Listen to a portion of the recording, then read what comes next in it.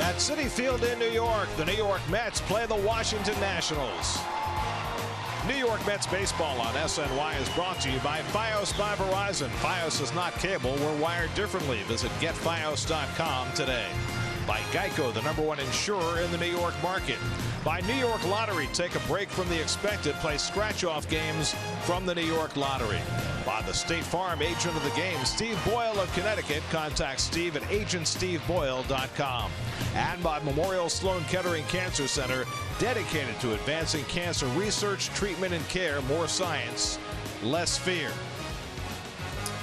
There are many ways into Citi Field, but at each entrance, a Mets icon stands watch. There's the Stengel entrance. There's the Seaver entrance. And then at the first base side, the entrance dedicated to Gil Hodges. Find any way you can to get in.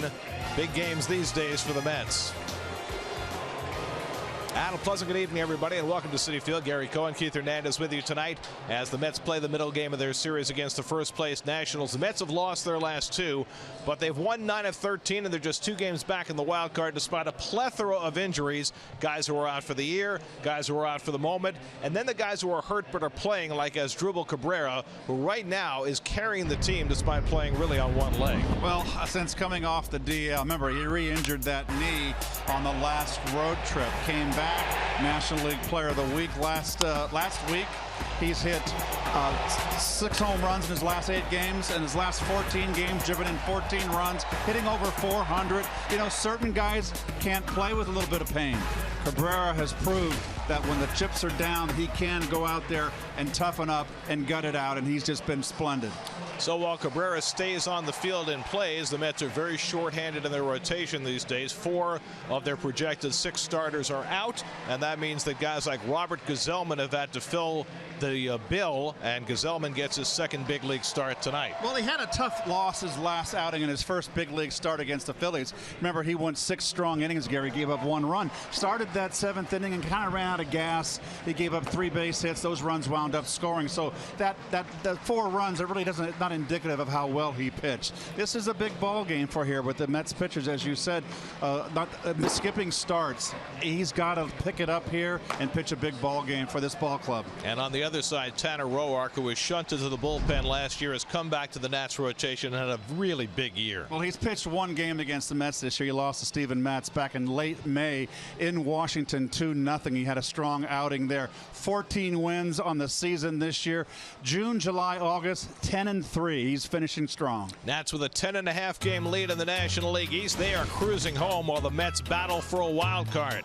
It's the Mets and Nats tonight at Citi Field. All the action coming your way on SNY.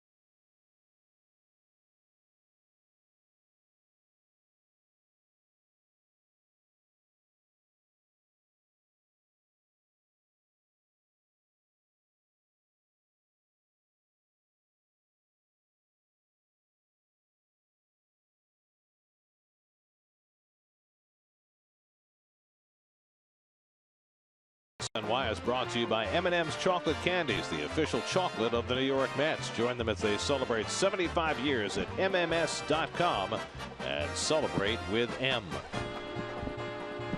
Get to Citi Field for Free Shirt Friday, September 16th. The Mets take on the Twins at 7:10. All fans in attendance will receive a Let's Go Mets t-shirt courtesy of Honda. For tickets, visit Mets.com/Free Shirt Friday. Mets and Nationals. There's weather moving in. Well, maybe not quite that fast. First pitch is coming right up.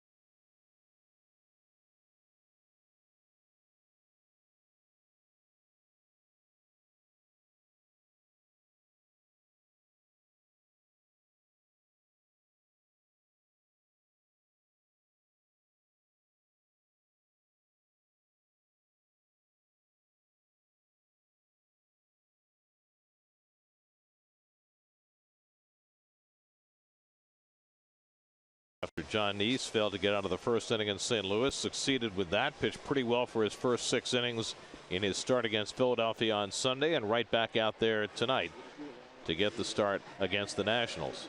Here's the Nationals starting lineup. And only one change. Ryan Zimmerman gets a start at first base after Clint Robinson started last night. Otherwise, the same lineup for Dusty Baker tonight.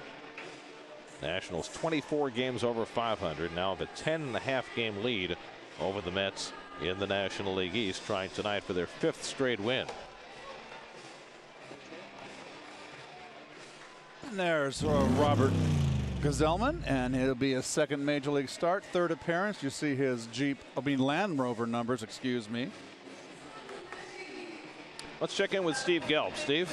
Guys, Nationals first base coach Davey Lopes is a stolen base guru, and one of the things he does every day is he comes in early and looks at tape of the opposing pitcher trying to pick up a tell that will help his base stealers as the game progresses. But with Robert Gsellman, the Nationals didn't have any tape of his move to first base. So what he said he would do tonight is, while Gsellman is warming up, which he's doing right now, he wants to pay close attention, especially to the last 3 to 4 warm-up pitches, because he says that's where he'll be able to pick up just one thing that will make sure that Gsellman is committing to home plate. That's how Lopes will tell his base runners tonight when they should go. Well, the Nats stole 4 bases last night with Noah Syndergaard on the mound. Davey Lopes, one of the great base stealers of all time, and he was instrumental with the Phillies earlier in his coaching career, turning them into an elite base stealing team.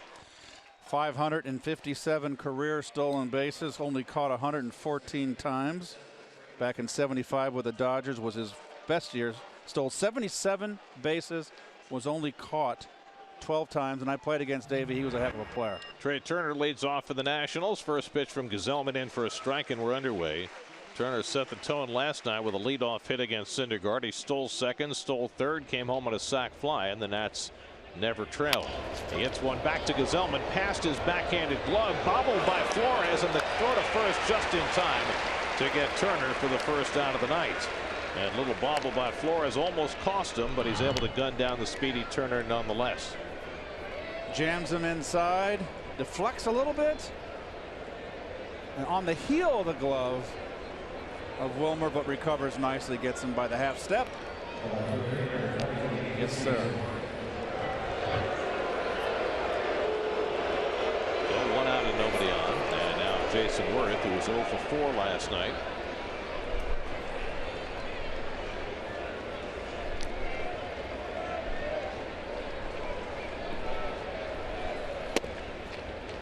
Fastball in for a strike. While the Mets are playing the Nationals here, the Mets are chasing the Cardinals, who have the lead for the second wild card, and the Cardinals are getting trounced in Cincinnati this afternoon, 9-1 now in the bottom of the 8th inning. They are struggling toward the middle of the diamond, and Worth has himself a base hit. Everybody lost last night in the wild card chase. Gary, who wants it? Well, in fact, as you watch Worth's base hit on this sinker, if you go back to July the 30th and look at the records of the 5 teams that are most closely contesting for the 2 wild cards, the Giants, the Cardinals, the Mets, the Pirates, and the Marlins, all 5 of those teams are under 500. That includes the Giants' win this afternoon over the Cubs. They finally beat Chicago in their 3rd try in that series. Well, that's a strong indictment right there. Greater coverage of baseball brought to you by T-Mobile. It's surprising, and we've talked about it a lot this year as Daniel Murphy steps in. Murph 1 for 3 last night, hitting .418 against Met pitching this year with 7 home runs. You thought going into the season with teams like the Braves and the Phillies and the Brewers and the Reds and the Padres, who really were not trying to compete this year, that there would be huge win totals for all of the postseason teams in the National League. But other than the Nats and the Cubs, it's just not working out that way. Murph fouls one away, 0-1. It's just a lot of balance of, I guess you'd call it, mediocrity in the middle of the league this year. Once you get past Chicago and Washington, you can say that word.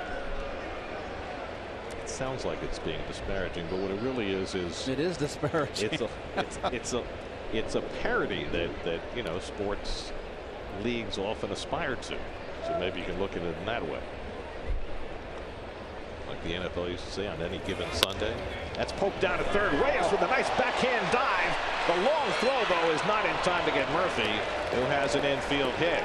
Reyes prevented a double by getting to that ball, but Murphy winds up with his 164th hit of the year. And that saves a run and a double right there by Jose, really playing third base nicely. Nice dive.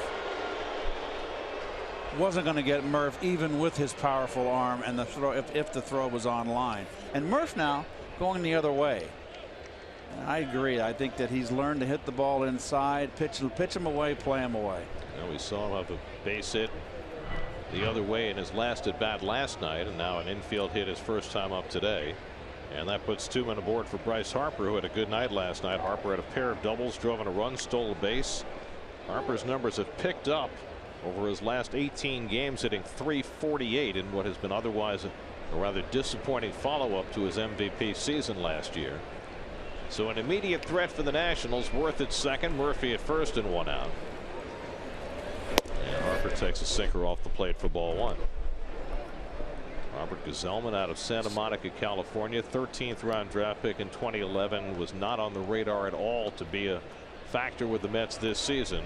But after starting the year in Double-A, here he is pitching important games late in the year.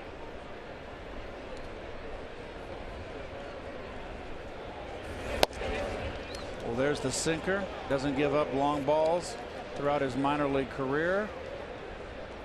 Has yet to give one up in his short major league career. Not overpowering.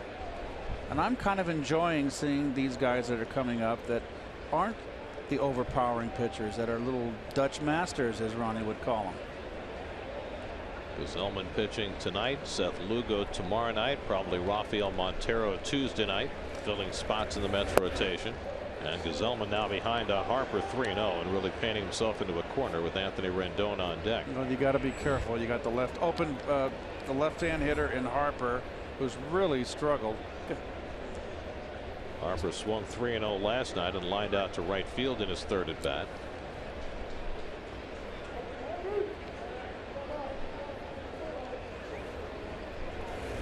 And he takes this one high for ball 4, and the bases are loaded.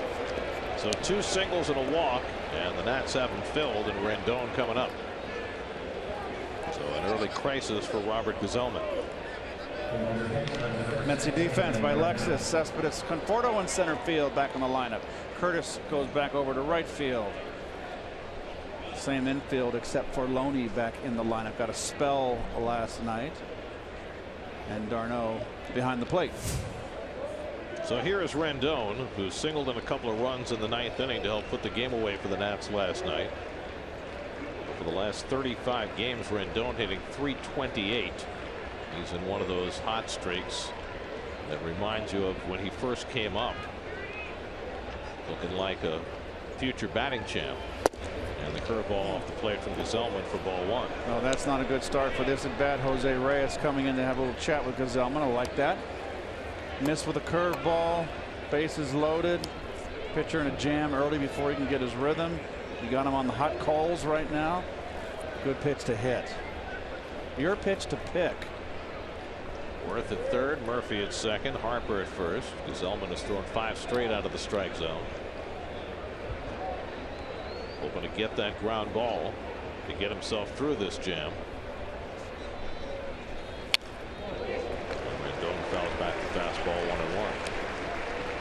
1-1. Gesellman had a better than 2-to-1 ground ball to fly ball ratio in the minor leagues. See what Rendon's done with runners in scoring position.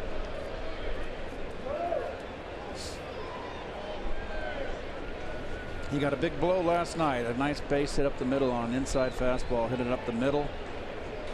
And that was the insurance runs that the 9th inning insurance runs that the Washington scored. 2 of them. This is driven to center. We'll get a run in. Conforto. Now the wind blows it back in. He makes the catch. Worth will score. The throw goes to third. So for the 2nd straight night, a 1st inning sacrifice fly gives the Nats the early lead. Well, Rendon drives in his 65th run of the year. A little wind tonight, folks, with that storm coming up from the south. Got a little bit of a breeze. Be kind of gusty, I think. A little bit chilly tonight, actually. Well, we're going to have a lot of wind around here tomorrow. It'll be interesting to see how much rain and how it affects tomorrow night's game. And the Mets travel to Cincinnati after the game tomorrow night for a day game on Monday. Here's Wilson Ramos with 2 out and 2 on. Murphy at second, Harper at first. Ramos had 2 hits last night and drove in a run. Well, he came in slumping, and so for some reason, whenever he sees the blue and orange, he catches fire. Operating from quite a distance from home plate as always. Fastball for a strike from Gesellman. Reminds me so much of Galarraga, the way he's built, as well as the way he swings. Strong lower body, strong all over. Having a career year, hitting .314, 6th in the National League. .351 with runners in scoring position. And Gesellman dusts him off. 1-1. .333 with 2 outs, Gary, runners in scoring position, and that's outstanding. Well, this marks the 6th straight game in which the opponent has scored first against the Mets. They were able to rally several times against Miami, but they've lost the last 2 and now down early in this one.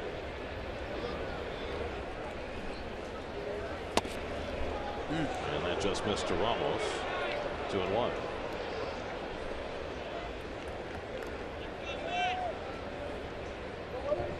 Gesellman started the year at Binghamton, 11 starts there, 2.71 ERA. Then 9 starts at Las Vegas, didn't fare as well, but then nobody does. 5.73 ERA in those rough conditions in Vegas. Little flare on the right side, and Gazelman will take it himself, and that retires the side. Nats get a run on a sac fly by Rendon. Mets come to bat down 1-0. Well done.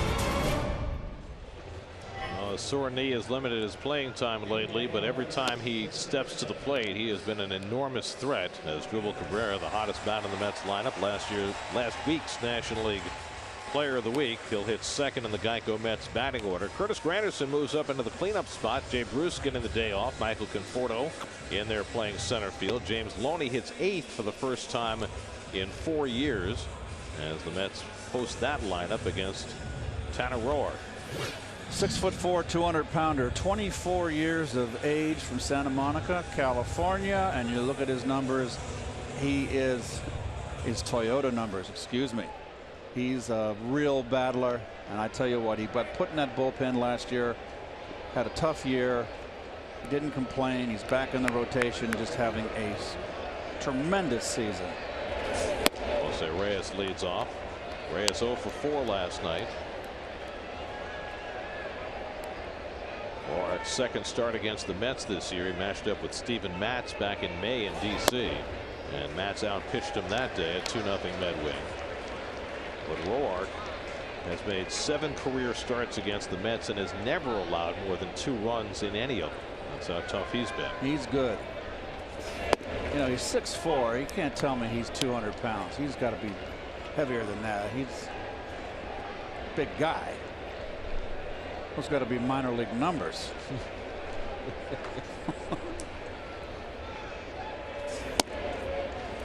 Those are like the numbers for the wrestlers after they get in the hot box. The reason why I say minor league numbers, they had me when I was an A-ball, when they first get your bio and all that stuff, the organizations. You know, they get 4 and Reyes is on with the leadoff walk. I was like 180 pounds, and they never changed it. I got to the big leagues, and I felt diminished. I told them, I said, what were you when you got to the big leagues? Oh, the Cardinals, when I was 195, but I eventually played at 203. They still had me at like 180, and I said, I went in and told them, I said, let's go, lift it. In the next year's press book, I'm bigger than that. So you felt diminished? Yes. By the number on the page? Slighted. So here's the red hot Cabrera, 6 home runs in his last 8 games. Roark early in the season was a little susceptible to the stolen base, gave up 15 steals in his first 18 appearances, but none in his last 10. So he obviously has done a better job of controlling the running game. Reyes with 6 steals and 8 tries.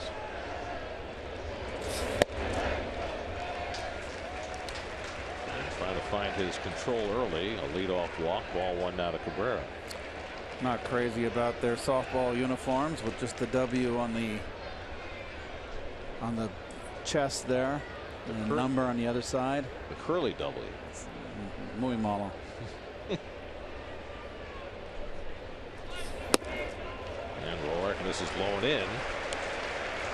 And falls behind 2-0. Yoenis Cespedes waiting on deck. Oh, there's your Coors Light defense. And tremendous corner outfielders. Ryan Zimmerman really having a tough year. Hitting .217. Always injured. Ramos behind the plate. And now 3-0 to Cabrera. So Roark, who generally does not have big control issues, 2.8 walks per 9 innings, finding the plate hard to find early on in his tenure tonight. As hot as Cabrera is, you wouldn't think about letting him swing with Cespedes on deck, would you? I would. I could. I would. I don't know, Gare. Shoot. How do you feel about that? How wishy-washy was that one? You covered all your. I try to be decisive up here, but sometimes I slip. You covered all your bases. Flip a coin. Reyes at first and nobody out. 3-1 to Cabrera.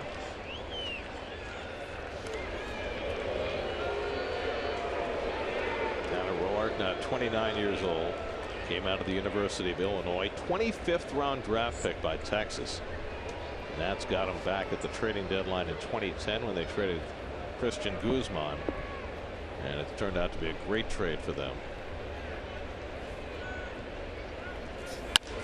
I talked to Ray Knight today. Gave Ray a call. Who does TV for the Nationals, pre and post game, and he loves Tanner Roark. Said he never complains. Goes out there every 5th day. Battler. I mean, it comes from Ray. That's saying a lot. I mean, he won 15 games 2 years ago, was a huge part of their rotation, and they shunted him to the bullpen when they signed Max Scherzer, and Roark never uttered a word of protest. That's great for any team. Yep. And then this year, with Jordan Zimmerman leaving as a free agent and Doug Fister moving on, he got his rotation spot back, and he picked up where he left off 2 years ago. Absolutely. Remember, he came up in 2013. He, in 14 games, 5 starts, he was 7-1, and then he went 15-10, and then they throw you in the bullpen. Well, this year he's 7th in the National League in ERA, having a terrific year. 3-2 to Cabrera, and he pulls one, could be a double play. Murphy to Rendon and to first for the 4-5-3 double play. And for Roark, the 25th ground ball double play he has generated this year. That's the 3rd most in the majors. We got him to roll it over on the full count.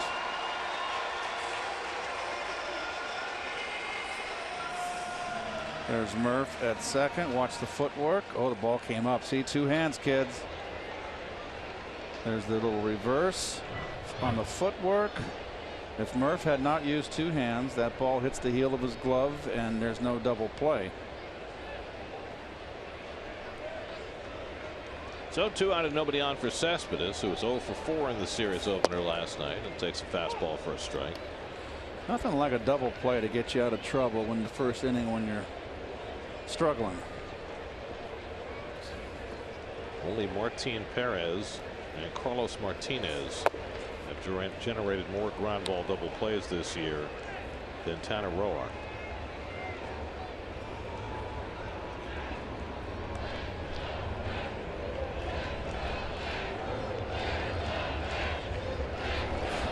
Cespedes has to move back. 2-1.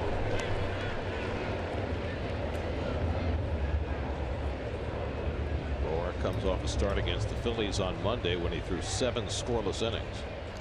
Oh, cute. It's a little cooler in the ballpark tonight. Down to third. Rendon bobbles momentarily, but plenty of time to throw out Cespedes. And that retires the side. Roark works trying to lead off walk and leads 1-0 after 1.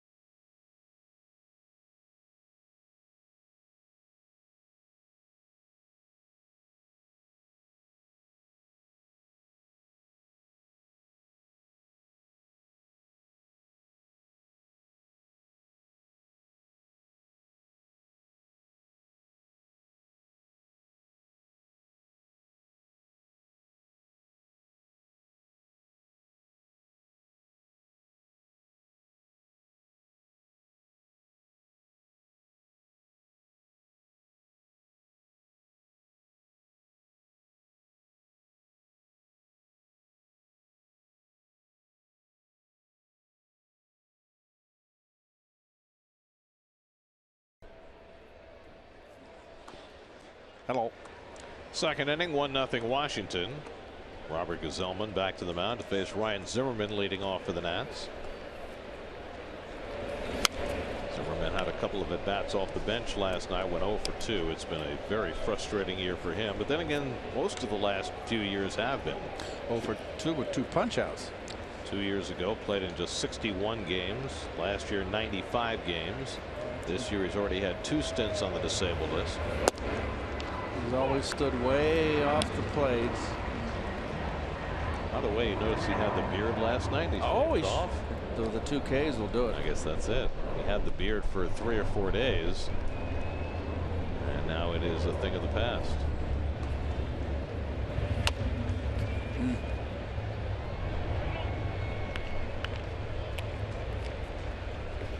It'll be Zimmerman, Espinosa, and Roark for the Nationals in the second. By the way, Dusty Baker, after the Nats won the opening game of the series last night, decided that he would do what he was thinking about doing, and that is push Max Scherzer out of his start tomorrow night and give him an extra day. Let's line the other way, a base hit. And so Zimmerman is aboard to lead off the second, the 3rd hit against Gsellman. Always been a high ball hitter.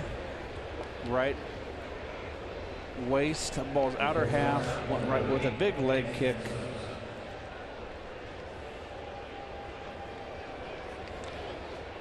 So I don't know if the fact that the Nats won last night and beat Syndergaard informed Dusty's decision, but when your team has a big lead as a manager, you can make decisions with impunity that you might not be able to make if you're in a closer race.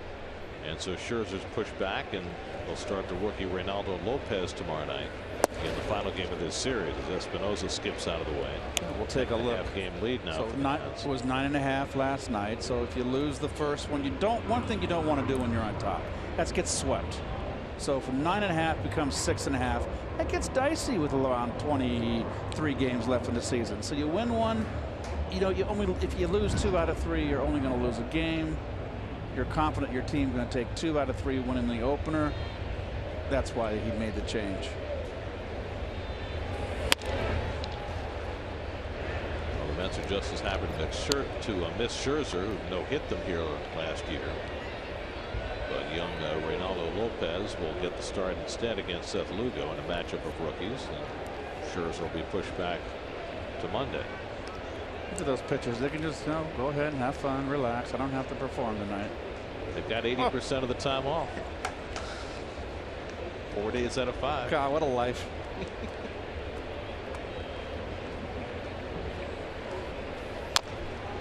Espinosa pounds one into the ground. That's 1-2. Espinosa 0 for 4 last night. 20 home runs. It's a good year for him, hitting in the 8th hole most of the year. 62 RBIs, 54 runs. You take that out of your 8-hitter. The drawback, as always, with Espinosa, low batting average and 135 strikeouts. The 4th most in the National League. Plays a heck of a shortstop, though. Yes, he is. And finally getting a chance to play there. Yep. Strike 3 called, so Espinosa down on strikes. First strikeout of the night for Gsellman. 1 out of the second.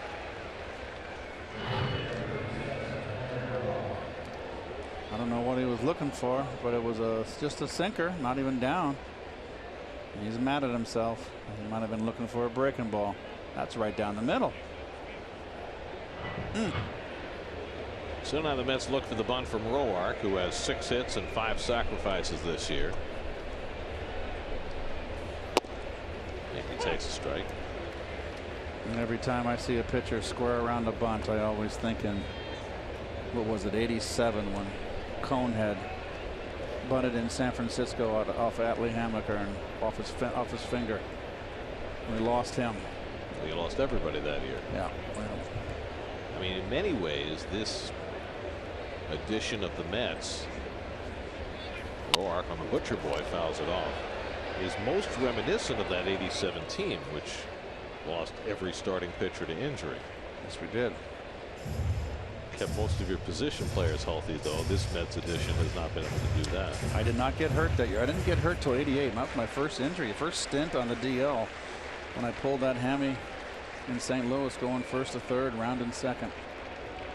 It popped. Again, the Butcher boy, and Roark strikes out. So back-to-back strikeouts for Gesellman, and there are 2 out.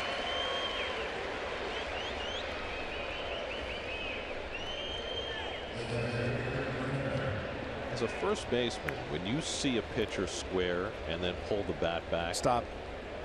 I mean, is it stop and retreat, or No. stop where you are and but stay on your toes? How do you best react? Stop and just stop and put the glove not all the way down. You've got to protect your certain parts. Turner lifts one to right. I think we all understand that. Kind of like a soccer player in the wall. The Zellman works around the leadoff hit. 1-0 Nats in the second.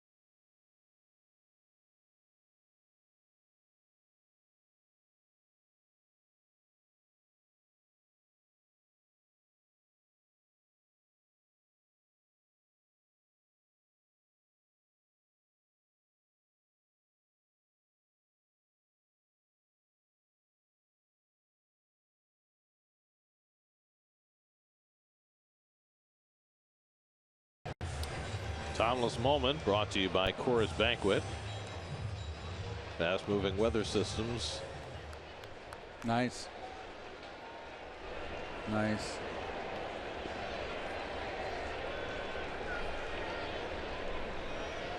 Home second inning. Curtis Granderson leads off against Tanner Roark and takes a strike.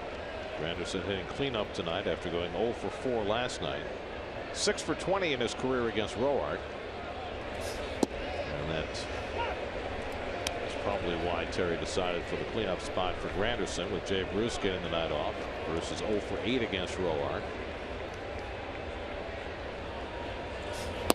And Granderson is done on 3 pitches. So Roark, who had trouble finding his control early, has located the strike zone, and he has his first strikeout of the night. Curtis can't lay off the bad slider down and in.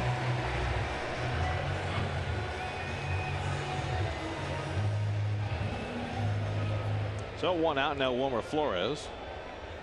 Wilmer 0 for 2 last night, hitting at .262 for the year. Takes a slider off the plate for ball 1.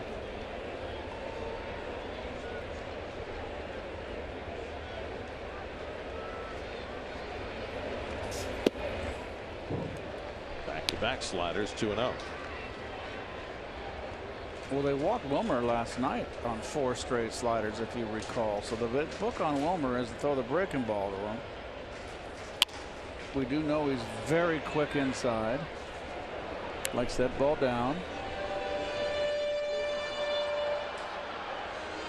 Well, Wilmer has inherited more playing time with the season-ending back surgery for Neil Walker. Wilmer now hitless in his last 8 at-bats after a hot streak. And a good swing at that fastball, but he fouls it back 2-2. So we mentioned that the Cardinals lost to the Reds for the second straight day, 9-1 the final there. Last night everybody in the wild card chase lost. Now with the Cardinals losing today, the door is open for the Mets to try and get within 1 game. Breaking ball hit to right, but right at Harper. 2-0. Follow Mets baseball live with the MLB.com and Bat app, which includes game day, live game video highlights, StatCast, news, and more. Download MLB.com and Bat, the #1 app for live baseball on your phone and tablet. Now Michael Conforto, the batter. The Marlins lost last night in Cleveland. They're up 3-2 early in that game tonight. But Don Mattingly was incensed after the game last night because of a check swing call not made against Jason Kipnis in the first inning that led to a big inning for the Indians. I mean, he let the umpires have it, accused them of not paying attention, of not caring. Really? Yep. Good for him. He said, you know, this game's important to us. Obviously, it's not important to them, is the way he put it. Or they can dish it off to Chelsea. And I don't mean Clinton.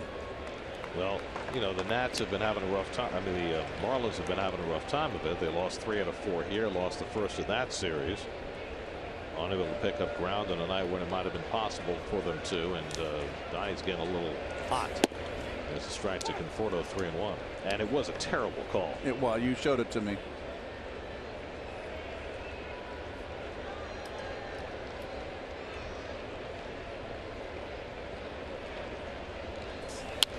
Conforto fouls it back. Second start for Conforto since his September 1st call-up.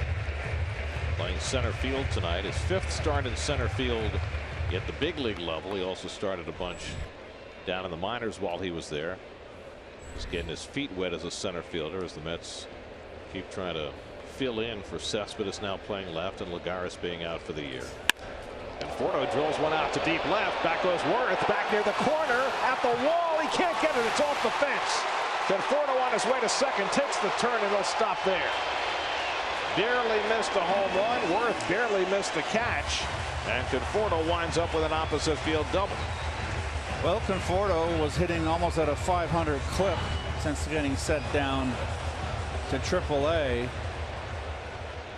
Just shy of the home run, around 2 feet below, but second base hit and he's been using the opposite field.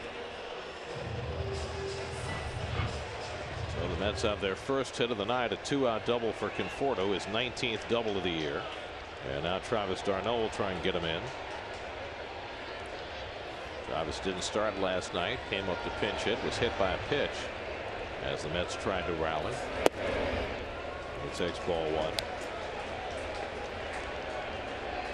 Well, it has been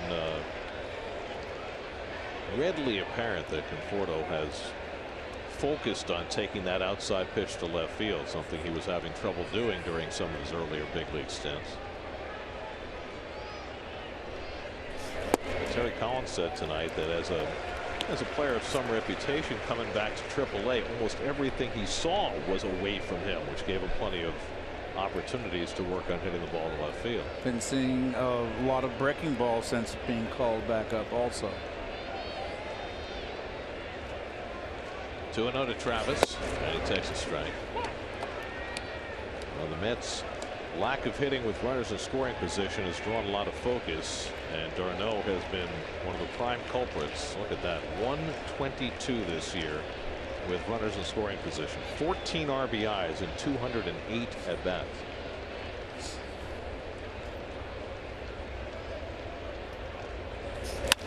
He lines that one to right, but Harper's right there. And that ends the inning. So 3 hard hit balls in that inning, but only the double by Conforto. And the Mets are down 1-0 after 2.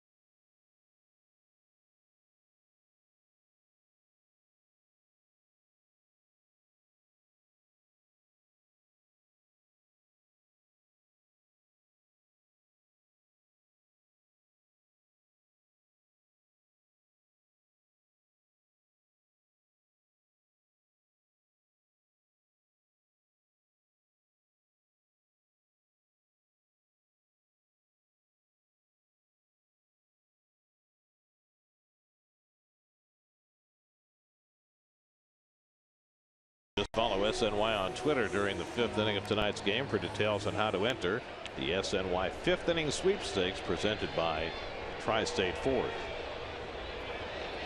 It's like a character out of a Damon Runyon novel. It sure, yep. You can't light up. Jason Worth leads off in the 3rd inning against Robert Gazelman. Worth singled and scored the only run of this game in the 1st inning. Murphy and Harper to follow.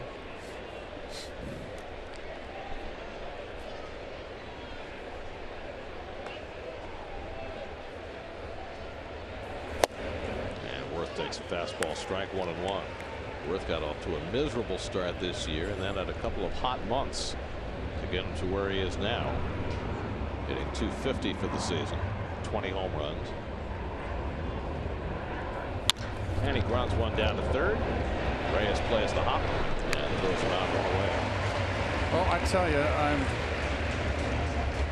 pleasantly surprised at the play of Jose Reyes at 3rd base. He's just played a real nice, very outstanding 3rd base. We need the easy transition for him.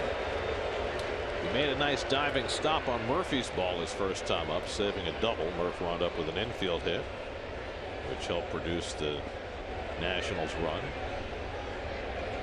Murph started the day 2nd in the National League batting race. What, 1 point behind DJ LeMahieu? Murph was at 341. Yes. LeMahieu 342. LeMahieu came back with a collar last night. There's Murph. Made his debut for the Mets 2008. 31 years of age. Boy, does time fly. He had 288 in his Mets career over 7 seasons, 62 home runs in 7 years. 62. That's 9 a year. He's got 25 this year. He has remade himself as a hitter at age 31 and now one of the best hitters in all of baseball. Well, he's a student of the game. He takes his craft very seriously. I'm just glad he got rid of those little safety first swings. The thing about it for me, Keith, is this. If you're a player of the caliber of Murph, who's always been a good hitter and had always done things a certain way, it's got to be awfully difficult 7 years into your career to say, I can do something differently that might be a gamble to make myself a better hitter and to make that change. Well, I think Murph is, to me, is kind of a mechanics kind of guy, where I didn't need a coach to tell me mechanics. I was more of a feel. Murph's, I think, into the geometrics, the physics of it. Cespedes toward the line. 2 out. Look at the Porsche leaderboard going into that at bat. Murphy and LeMahieu both at 342 at the top of the National League batting race. And I do think that Murph made the change last year in the postseason. And whether he got it from Kevin Long, who really probably learned over in that Yankee chain over there. I mean, Lou Piniella taught Don Mattingly how to pull. When Don came up, Don was a guy that used left center field. So there's a tradition at Yankee Stadium, and it's passed down on how you want your left-hand hitters to pull with that short right field porch. Here's Harper. But you know what I'm saying? It's not like Murph was a failure as a hitter. He was a 288 hitter. That's really good. And to say I can be better and be more of a power threat, and I'm going to change my style of hitting 7 years into your career, I just think that takes a lot of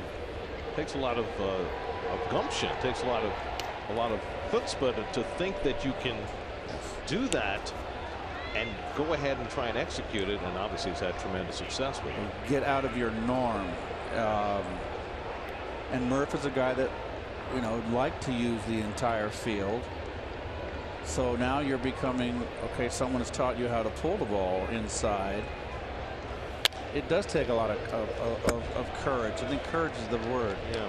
I mean, imagine if 7 years into your career somebody had said, I can teach you something that's going to make you a 40 home run hitter. Well, how about a 25 home run hitter? Well, whatever. Yeah. I mean, would you have thought of changing at that point in your career? I would have been hard. I would have been tough. I tried to hit home runs, and I believe the year I hit 18 one year in New York, and I didn't drive in 90 runs. So I just said, you know what? I'm more valuable hitting line drives. I think it was 88 that I hit 18. If it was, I didn't factor in 87. Okay, right. I was healthy that year. Harper hits one toward the middle, and that'll go through for a base hit. Fourth hit of the night for the Nationals against Gesellman.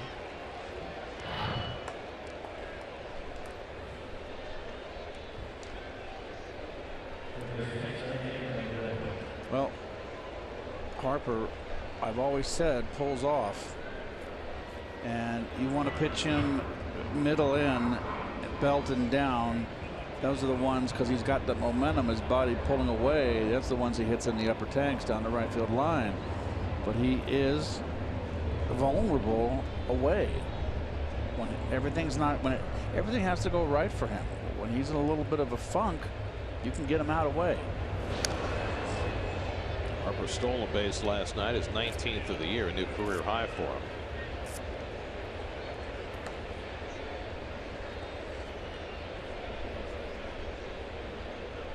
Nobody has attempted a stolen base yet against Gesellman in his very brief major league career, only his third appearance.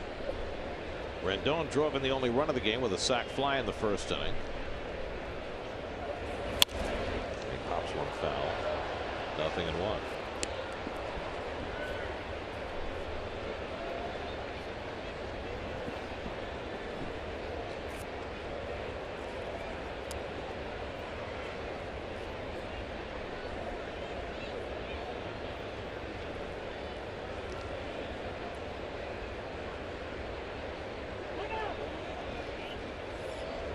For by Darno.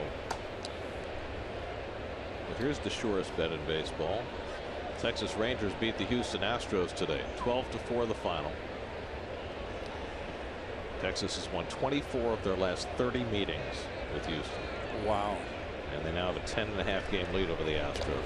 Own them. 12-2 this year? Remember the All-Star break? 13-2. Houston made the big run before the All-Star break. Got real close, and then Texas stumbled. They got the break, All-Star break, and they recovered, and they've been playing great in the second half. Texas. Well, they made some moves to shore up their team. They picked up Lucroy and Beltran, Jeffress now suspended. 0-1 to Rendon.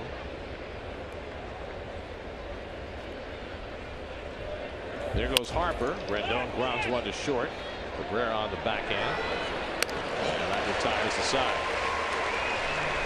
A hit and one left. We go to the bottom of the third. Mets still down 1-0.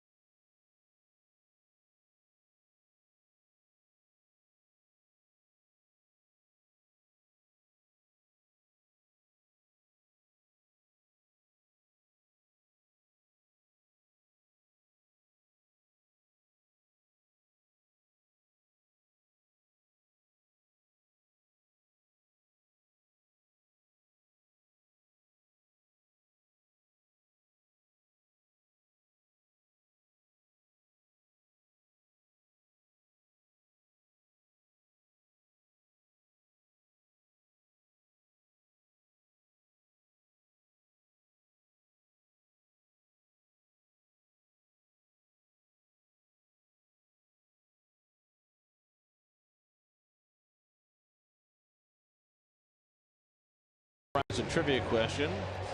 Who was the first Met to hit 3 home runs in a game? He recently passed away. So it would be one of the old guys.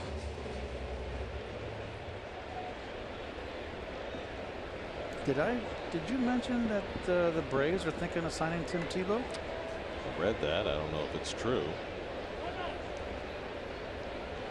What are they going to do with him? Put him in the minor leagues and let him play. James Loney leading off in the home third.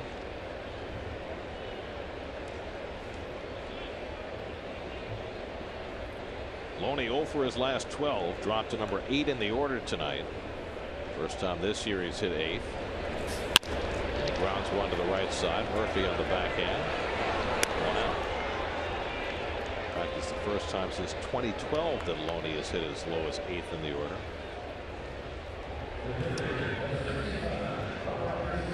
He provided a spark plug for a while, but his bat has cooled down. Meanwhile, the Mets said today that Lucas Duda has begun hitting soft toss in Florida, and they're holding out hope that he can play before the end of the year. Does that make sense? After missing 4 months? I think Lucas would be best served taking the year off and get a full recovery. Zellman thinking about bunting for a hit and takes a strike. Zellman 0 for 2 in his big league career.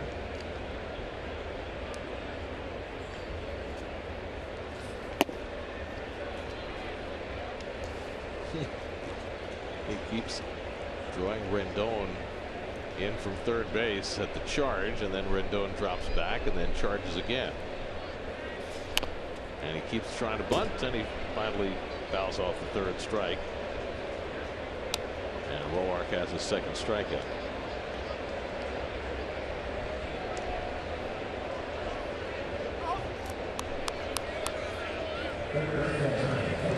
So now Jose Reyes with 2 out and nobody on. Reyes walked leading off the first inning against Roark. Jose hit a little bit of a skid the last 2 days, if you can call that a skid. 0 for 9.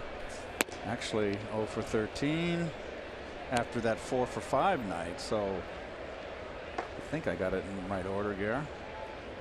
He had 2 hits on Sunday, or on Thursday.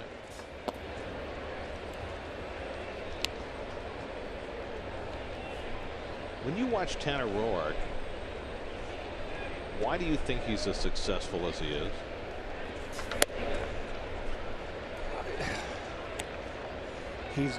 It looks like he has nothing dominant. He comes after hitters. He's 92-mile-an-hour fastball right there, Gare. And that's plenty. A little runner fastball away. I do like his slider. He's got a downward tilt in his slider, and he knows how to throw it for a strike and as a bait pitch. Down and in the left-handers out of the strike zone. It's a very effective pitch for him, what I've seen so far. He's a battler. Reyes fouls one back. Well, his last time out against the Phillies, Roark threw 7 scoreless innings. It was the 8th time this year he had thrown at least 7 scoreless innings, which is the most of any pitcher in the majors. Well, 1 more than Jake Arrieta. I told you, he started out, he's pitched great all year. He's been consistent. The highest his ERA for the month was June. There's that slider, that little bait slider I told you about, Gare, that I like. That was a little bit too inside, but he has that ability to get left-handers to fish after. His highest earned run average was 3.56 in June, but he went 3-1. There's ball 4, and Reyes walks for the second time.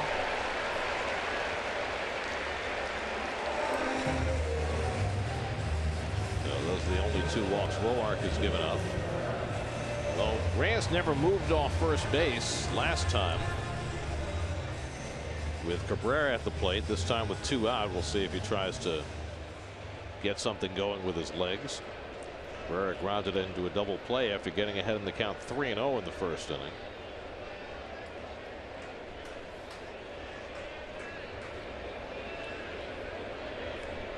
Big lead by Jose.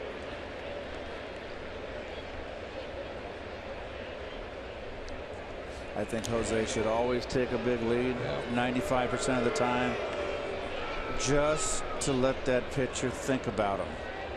You've always been able to tell with Reyes when he's in runner mode and when he's shut it down. He's in runner mode right now. And time was asked for and granted. So no pitch.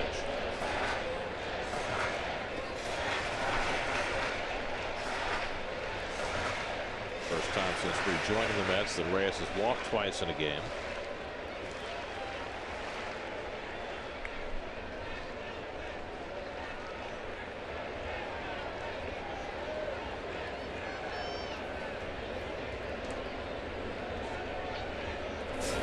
And Cabrera hits one the other way. That's a base hit. Off the tarp. Reyes will go to third, and it might be an obstruction call. Will Reyes be granted home plate or only third base? He ran up the back of Espinosa, and they called obstruction, but they're giving him third and not home. Agreed.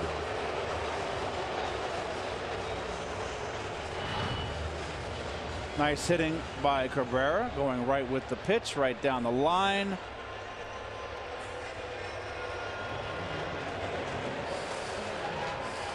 Here's Reyes checking the ball out. Espinosa really messed up there. But Reyes that's a judgment call, and Reyes wasn't going to score. And third base umpire Gary Cedarstrom, the crew chief, right on top of it. No argument from Terry Collins. So it's a double for Cabrera. And the Mets have second and third and 2 out with Cespedes at the plate. So Cabrera just keeps on piling up the base hits. His 24th double of the year. And you can see where Reyes is now, as he's not going to score. He is not going to score here. This is shallow left field. He was very aware of the obstruction and pleading his case immediately to Cedarstrom as soon as it happened. It's totally a judgment call on the part of the umpires as to whether the obstruction prevented him from trying to go to the next base or beyond.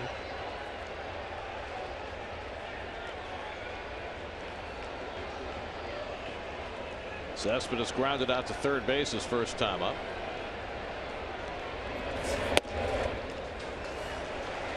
And you got Granderson on deck, who has really struggled to drive in runs. So you wonder how aggressive Roark will be against Cespedes in this at bat. They've been pitching Cespedes a lot of fastballs up on the strike zone. Almost moves off the plate again. And it's 2-0.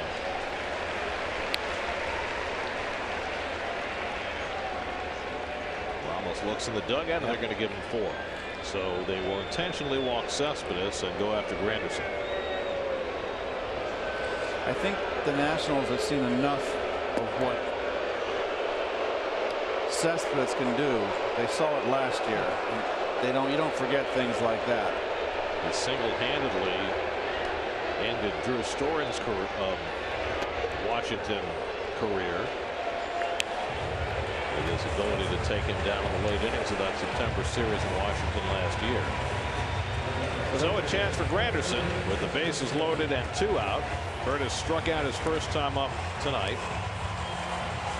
Curtis is 0 for his last 22 with runners in scoring position. For the season, hitting .116 with runners in scoring position, and with 2 out, even worse. Chance to make that a distant memory if he can come through here. Off speed, hit toward the shift, base hit. Reyes is in. Here comes Cabrera. He'll score. Curtis Granderson comes through, and the Mets lead 2-1.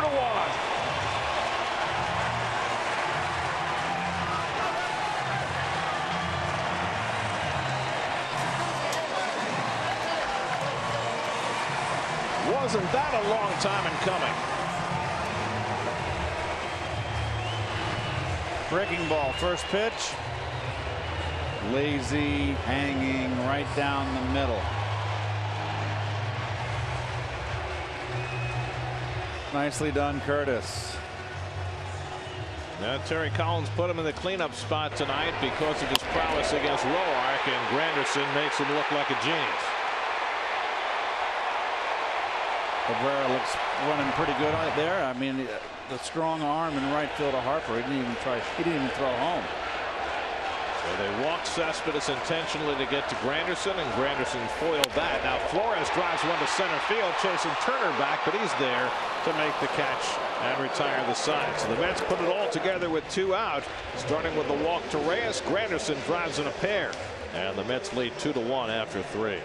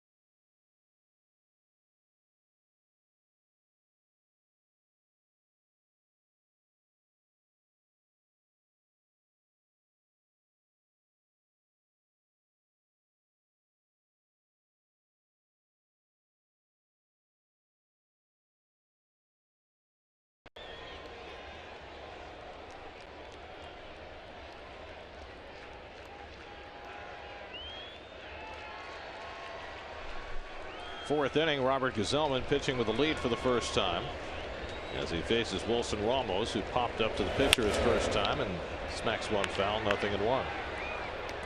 Ramos, Zimmerman, and Espinosa 6, 7, and 8 in the order. It's got to be such an enormous relief, I would think, for Curtis Granderson to finally get a hit in a big spot with men on base. And don't think Curtis was aware of it. Maybe not aware of the precise number. But you know you've been not coming through.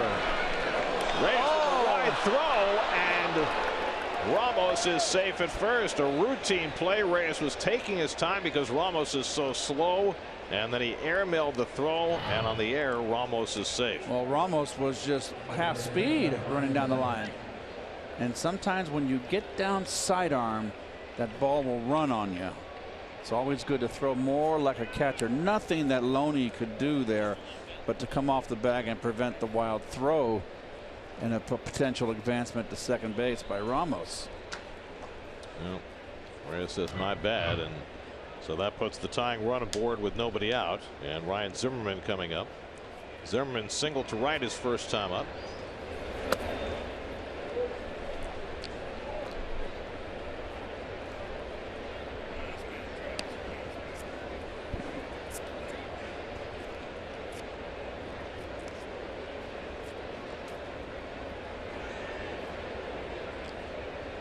Holding against Ramos is no threat to go anywhere.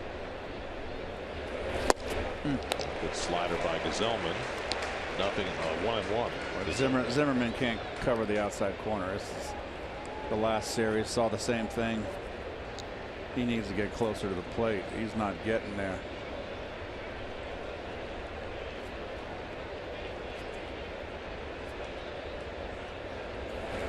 Well, Ramos seems to be almost as far from the plate as Zimmerman. How come Ramos can cover the outside better than Zim?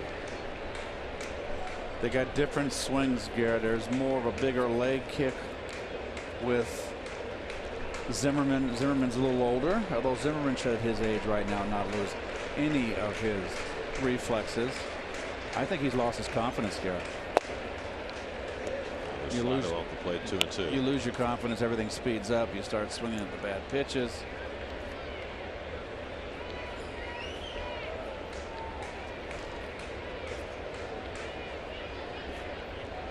Danny Espinosa on deck for the Nats. Zellman with the sinker looking for the double play ball from Zimmerman. And he gets a ground ball, but it's through the hole for a base hit. And so the Nats have the first 2 men on in the 4th. And Zimmerman is 2 for 2, both hits to right field. Well, he gets that one on the outside corner, Garrett, but watch him let go. He has to let go with one hand to get there. He's really reaching.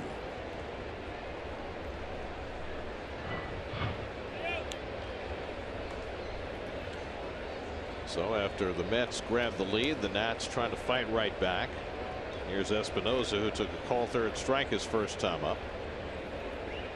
Ramos at second, Zimmerman at first, and nobody out. Zellman's second big league start, the first one. He pitched extremely well for 6 innings and then left some trouble aboard in the 7th, and all of that wound up being charged to him.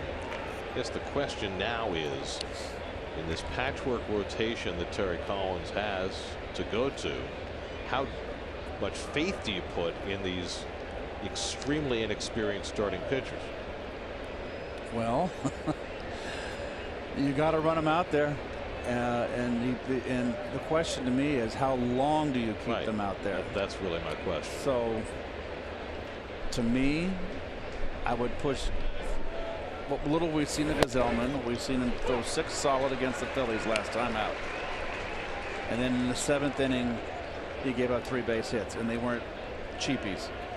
So there's a barometer right there. So my feeling is that Terry would probably love to get 5 and would be ecstatic to get 6. But if he gets into serious trouble here in the 4th, do you pull him quickly? Do you get something up? If he gets in trouble, it's like any other pitcher, whether it's DeGrom, Syndergaard, or Zellman. You're gonna go to your bullpen if they're getting roughed up. Okay, but now you got first and second. Say Espinosa gets a hit. Do you get the bullpen up at that point the way you would in a postseason game, or are you going to give him a little bit of rope and let him find his way out of it before you start thinking about going to the bullpen? Well, you've got a 2-run lead. You don't want to let the game get out of hand. You could get someone up and soft toss just in case. But then there's always that, what kind of effect is it going to have on Zellman? If he goes behind the mound, you see this guy warming up. My skipper has no confidence in me. The pitcher's the next hitter and the 9th hitter coming up after. He gets Espinosa on strikes for the 2nd time. That'll help him. So I just think right now Zellman got out of that jam in the 1st inning with the bases loaded, Gary, with 1 run. Ties up Espinosa right there with the curveball. I give him some rope. You got the pitcher up now in Roark. Well, the strikeout obviously is huge. Now Roark, who swung the bat a couple of times in a bunt situation in the 2nd, showing bunt again. The corners start to pinch in. And this time he stays with the bunt, gets it down. Zellman goes to 3rd, gets the force play. He had the slow-running Ramos going. He knew he had time, and he picks off the lead man for the 2nd out. He did not get the ball out. He had a bad exchange out of his glove too, and really recovered. Show some athleticism here. Now watch, Gary.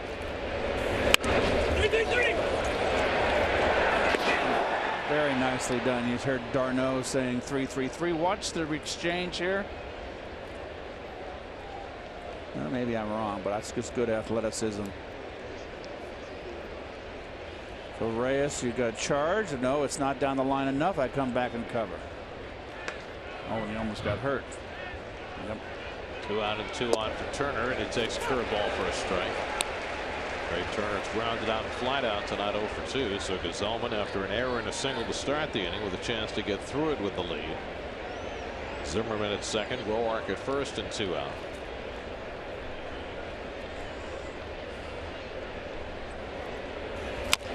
Grounded weakly foul down past Bob Henley, the third base coach, and it's 0-2.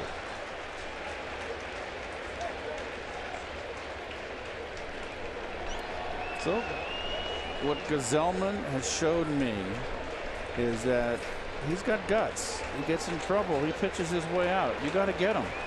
That's the one thing I look for in a pitcher. That's a big plus.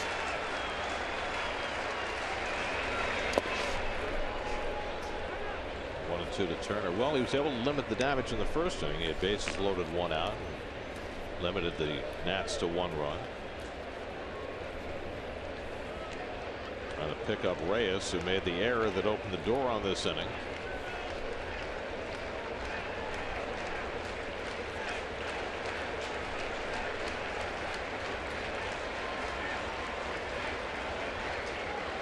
One, 2 to Turner. Comes up and in. Changeup, 2-2. He likes to throw inside. And I think that was a mess up on the gun there. That was a fastball, Gary, to move him off the plate.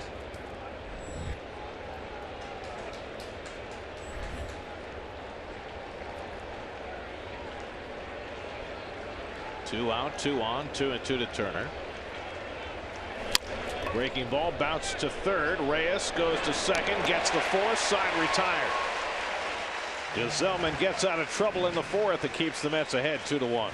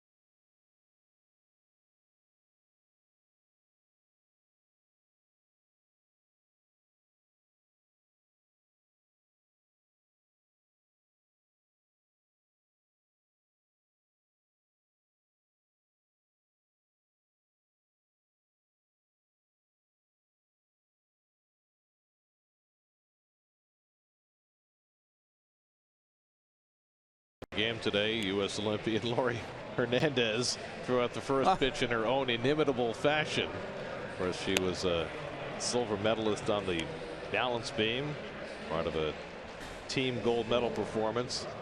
And Lori Hernandez is standing by with Steve Gelb. Steve? Gary, thanks a lot. Lori, I mean, they were just mentioning that first pitch. That was a pretty dramatic first pitch. When did you decide you were going to do that?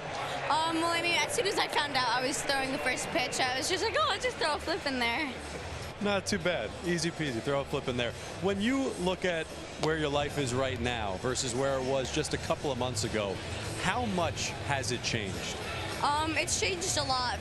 There's a lot of media going on and a lot of places I have to be, but I'm just taking it all in. It's a good type of overwhelming, you know? Absolutely. When you are doing your routines, right? It looks from the outside like there has to be so much pressure on you. How are you able to block all of that out in the biggest moments and perform? There's a lot of teamwork that goes on between all of us, and we just constantly remind ourselves, like, look, pretend it's just a simple competition, you know, lower the expectations for yourself and just go out there and do what you do in the workout. And that's a constant reminder for all of us, and when we have that in our heads, our performance is just that much better. More pressure trying to qualify to make the Olympic team, or once you're competing in the actual Olympics? To make the team is I think that might be more nerve-wracking because you just want to do the best that you can do. Obviously, that's for every competition, but especially just so you could make it, you know? And then when you go out there, it's just you give it your all, and you kind of just, you let everything that you have go, all your personality and just all your hard work. Lori, the silver medalist in the balance beam, that to me seems like one of the most impossible things to do, to be quite honest with you. When you are learning that, you're obviously going to take plenty of hard falls. How much courage does it take to just get back on the beam and continue to do it? There's a lot of stuff that goes on when you're learning certain skills. I mean, I can't tell you how many falls I've had just to get one skill right. And there was one skill that I did, which I actually competed at the Olympics, where I had slipped and landed with my wrist on the beam and had fractured my girth plate just from slipping and falling on it. So the beam is pretty tricky. There's a lot of slides that you can do, but it's the practice that really helps me understand where the beam is, and it's like a sixth sense to me where the beam is. Moving forward, what does your schedule become now from here on out? It's definitely an interesting schedule. We have a Kellogg's tour coming up. It's a 36-city tour, and I'm just so excited to experience all of this with our girls and a couple other people. And also, we have Dancing with the Stars. That is going to be mixed with the tour, and so all the dates are worked out and everything, and I'm just extremely excited for this. We've already started practicing. I danced in heels today, so. How'd that go? Pretty good? It was good. Got a lot of blisters, but it was good. All right. Lori Hernandez, just 16 years old. Whirlwind couple of months coming up. It was great to watch you. Thank you so much for the time, Lori. Thank you so much. Carrie, back to you. Amazing poise in the interview, as is the case watching those girls compete. It's just an amazing amount of maturity that they all have to be able to perform and to be able to deal with, you know, with the likes of us.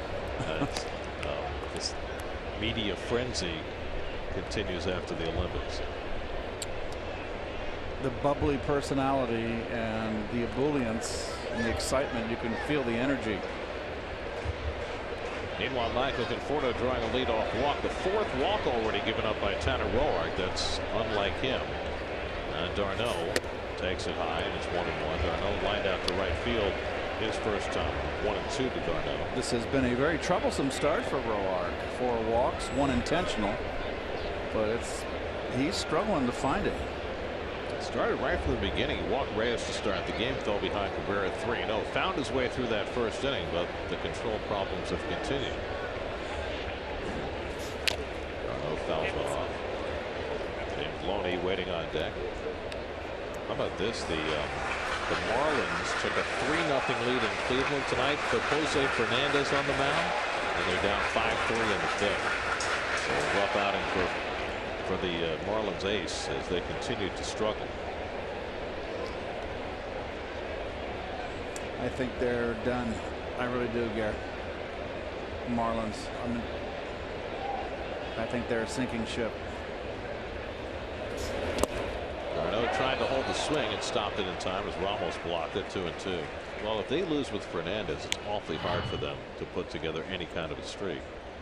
I just never liked. I never thought that their starting pitching had enough depth. Those are the wild card standings up to the moment, with the Cardinals losing and the Giants winning this afternoon. That's with a chance to get within 1 game of St. Louis with a win tonight.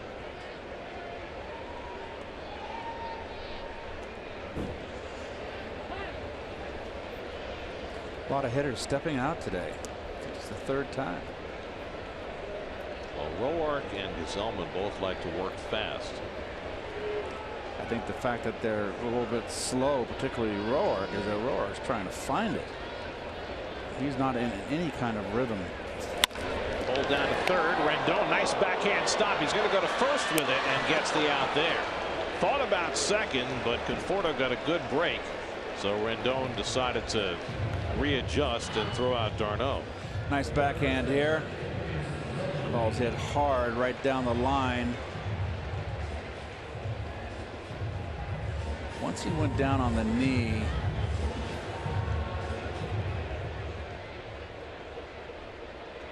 so yes, Conforto had to get a big jump because that ball was hit pretty hard. So he's at second with 1 out. Loney, the batter, grounded out to second base his first trip.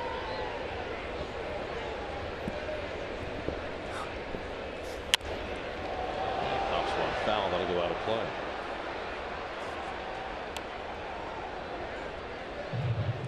Loney trying to snap an 0 for 13 spell.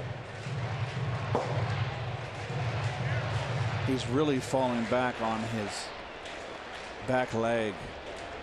Almost like I almost want to say on his haunches, but that wouldn't be correct. He's falling back on his back leg. That's been his issue right now with this 0 for 13 through the struggle he's been going through. Now down to the count 0-2.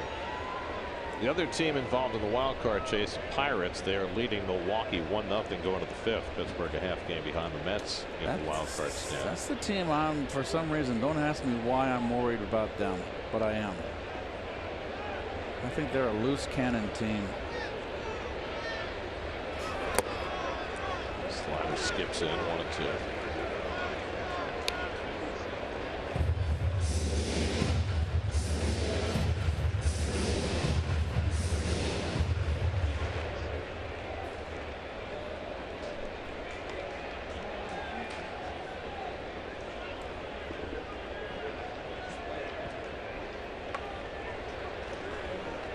Conforto at second and 1 out. Espinosa's playing right behind Conforto, so Michael can't get any kind of a lead at all.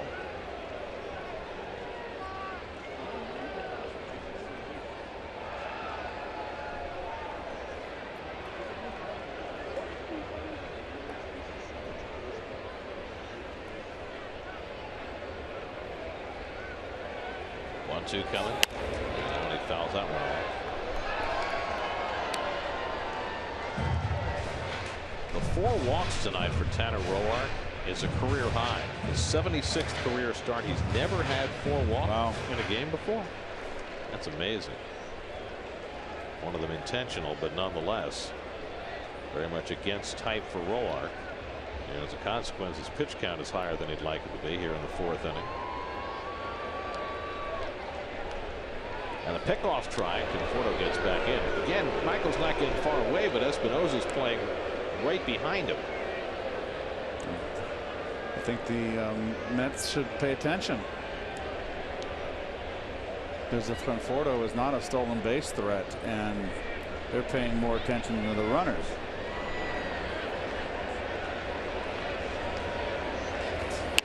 Loney gets one off the fists, and Espinosa in on the grass, and that's the second out. So Loney's struggles continue. Science of Baseball brought to you by Memorial Sloan Kettering Cancer Center. More science, less fear.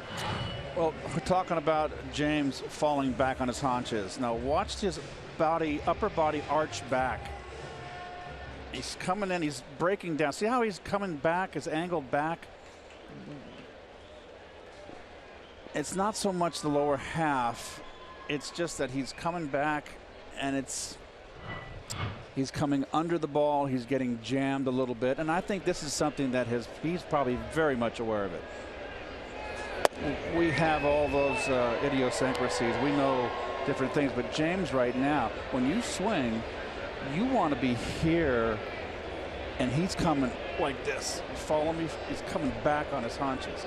So when you come back, your swing's going to be up, and you're going to be also tardy, breaking down. So it's almost like a golf swing. When you're hitting in a golf swing in baseball, you're here and you're boom. You're not going to be doing this. That's not good. You're not going to have a lot of success. Don't worry, I'm fine, folks. I was just afraid of getting whacked by your backswing. Was that clear on that? Was that? It was. Okay. I wonder how you get into that habit and how to get out of it. I think that James is very much aware of it, and it's something he's had to fight his whole career. We all go through slumps, and there's things that we do, and we know that we do them, and we go into BP in the cage, and we work, and we try to get out of it and get back into what our groove, and it just has to take it runs its own pace, its own course. Excuse me. 2-2 to Gazelman, who struck out trying to bunt his way on his first time up. See Roark's pitch count. Just by contrast, his last start in Philadelphia, he worked 7 innings, walked only 1, and threw only 100 pitches. There he is at 73 pitches in the 4th. And Gazelman pushes the bunt, And that goes foul for strike 3. So Gesellman clearly has no confidence in his ability to swing the bat. Twice has now struck out trying to bunt for a hit. But he has a 2-1 lead going to the 5th.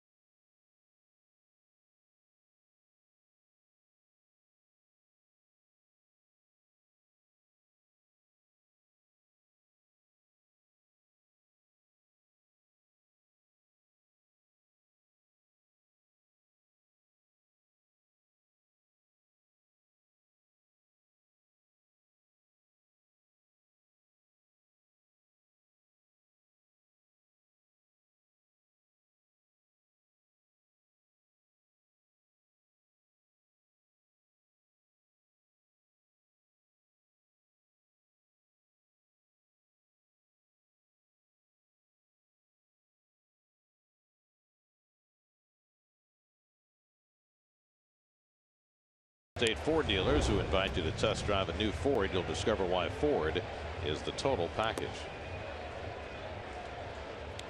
Robert Gesellman with a 2-1 lead as we go to the 5th inning. Late getting back to the mound after striking out to end that bottom of the 4th. He's given up 5 hits over the first 4 innings. Also had to work around an error by Reyes that opened the 4th. Did his best work in that 4th inning. First and second, nobody out, and he got through it unscathed. There's a hint of fall in the air. There is. It's always September. First time we have felt a little bit of a chill since summer. Every year, as Jason Worth steps up to the plate here to lead off the 5th, you never know when summer's going to hit. Spring is always a little bit. It's cold, but you never know when the weather's going to turn. But in September, it's like clockwork. Fall weather comes. I'm telling you. You're like Robert Frost. Oh, really? That's a very nice compliment. So connected to nature. 2-1 to Worth. And as an athlete, as a baseball player, folks, when this weather becomes cool, and we all went through that 100-degree hot spell in August not long ago, it rejuvenates you. Pulled down to third, right behind the bag. Reyes on the backhand, reads the signature, throws out Worth, one away. Nice play, Jose. That's Robert Frost.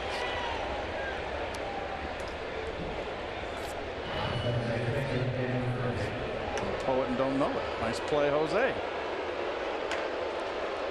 It'd be better off if you went to the road not taken. Very nice play by Jose. Senor Reyes. So 1 out in the 5th, and now Murphy, who had an infield hit in the 1st, flied out to left in the 3rd, 1 for 2.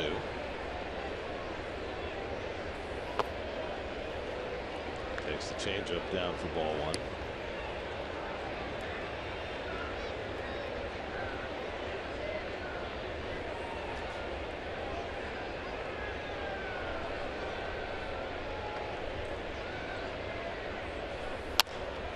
Slices one foul, 1-1. And Merce a little bit off right now. A little bit coming under the ball. A little tardy. He's just not quite there right now. It's a long year. It's full of ups and downs. Well, there have been very few downs for Murph this year. He always gets his hits. You know, when you're not feeling quite that good at the plate, that's when you just gotta be more compact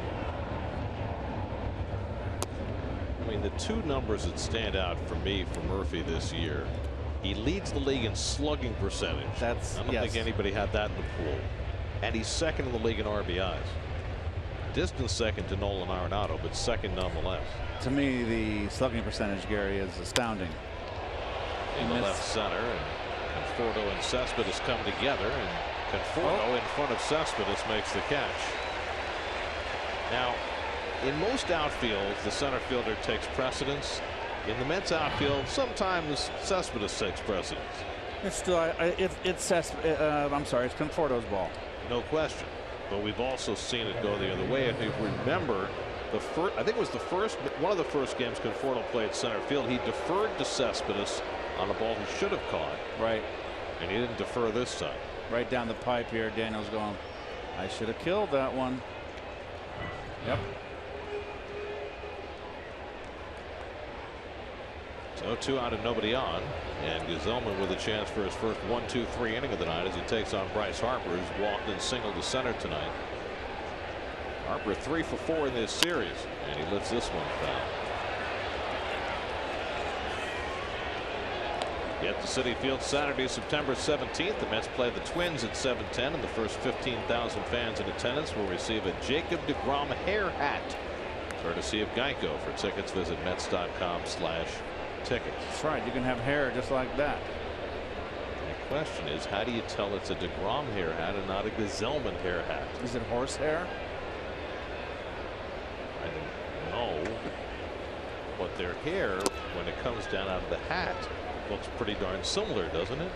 Both in terms of its length and its texture. Maybe Gsellman may be a shade lighter.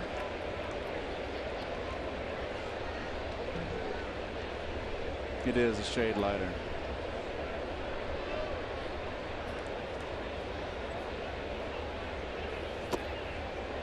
Two and one to Harper. Well, needless to say, when the Nationals get to the postseason, and it's almost a slam dunk that they'll be there, they will need Bryce Harper to be on his game. And over the last 3 weeks, he's shown some signs of getting there after what has been a disappointing season for Harper. 3-1.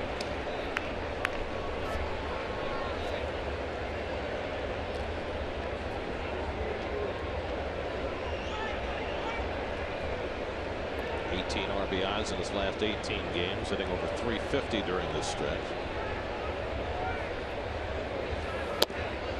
And he checks the swing, and he's aboard with ball 4, third time in a row that Harper has reached base. Second walk given up by Gsellman.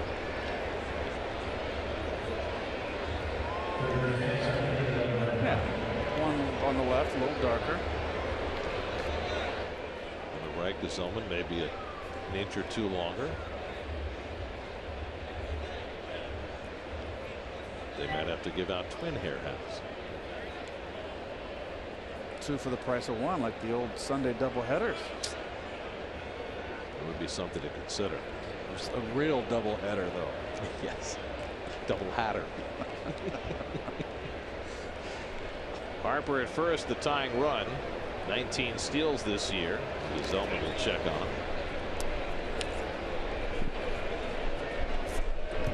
Rendon drove in the first run of the game with a sac fly in the first inning, grounded out to short in the third. Gsellman had the bases loaded against him with 1 out to start the game, gave up the Rendon sacrifice fly, but it's given up nothing since.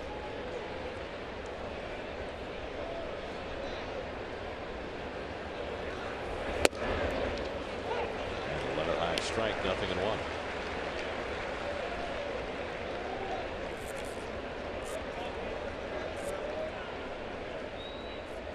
They should clear the old cups. You can stack them on each other, you know.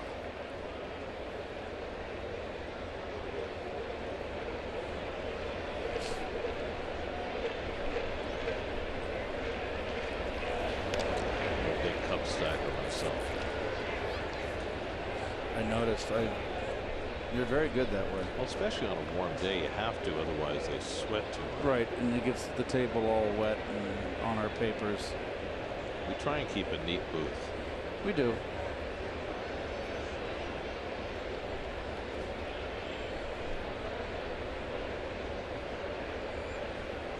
Harper is picked off. Flores puts on the tag, side retired. Robert Gsellman picks off Bryce Harper. Nice.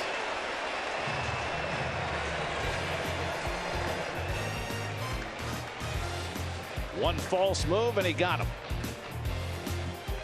1-3-4 on the caught stealing. Halfway through, it's 2-1 New York.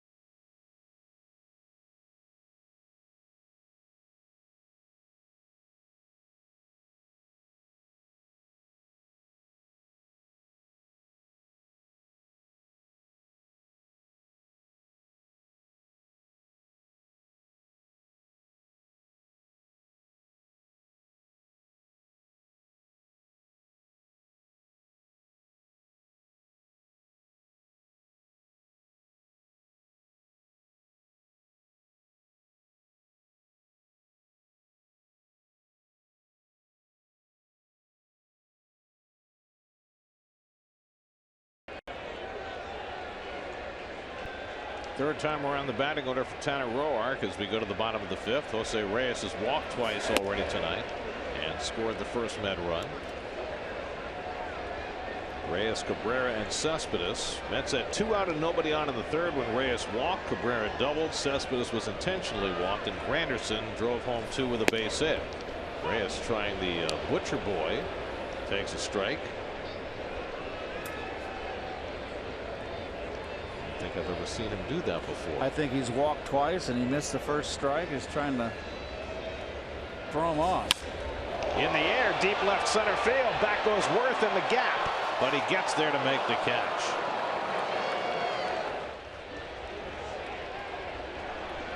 There's your 4th, 5th inning recap. Granderson's bases loaded hit in the third, drove in 2. Only his 3rd hit this year with 2 outs and a runner in scoring position, and it came in a big spot in support of Robert Gsellman, who has pitched 5 very nice innings, capped by the pickoff of Bryce Harper to end the top of the 5th. Now has Dribble Cabrera, whose opposite field double set up the Mets' 2-run third.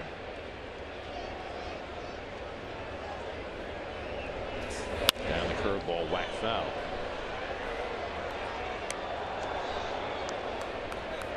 It's amazing what Cabrera has done. He's coming back from the disabled list. His last 9 games now, including tonight. 6 home runs, 10 RBIs, hitting .500 over that span. Roark throwing the kitchen sink at him now. Curveball and changeup to start him off. Yoenis Cespedes waiting on deck. Cabrera homered last night for the Mets' only run. And he lines one right at Rendon, left alone on that left side. Positioned perfectly for the second out.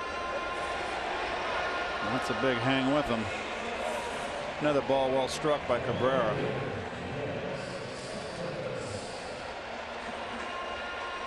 So Cespedes bats with 2 out and nobody on. When Cabrera homered last night, it was the Mets' 95th home run at home this year, which is already a Citi Field record for the Mets, and it's 1 shy of their all-time record for any home ballpark. They hit 96 home runs in 2006 at Shea, 95 this year at Citi Field.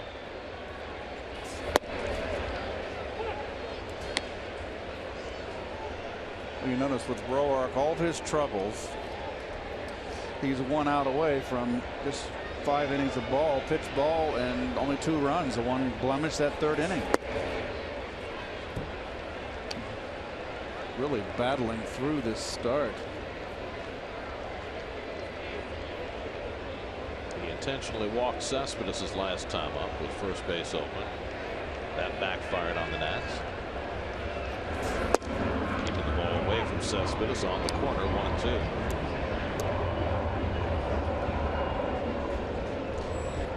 Curtis Granderson with the big hit so far tonight, waiting on deck. Cespedes looking for his first hit in this series. Slider off the plate, 2-2.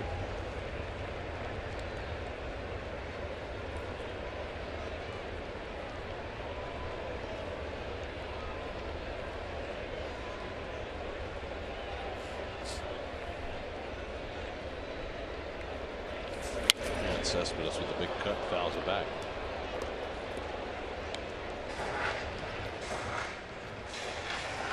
Are second in the National League in home runs behind the Cardinals. Still have the highest percentage of runs in the majors via the home run. They're 24 games over 500 when they hit at least 1 home run.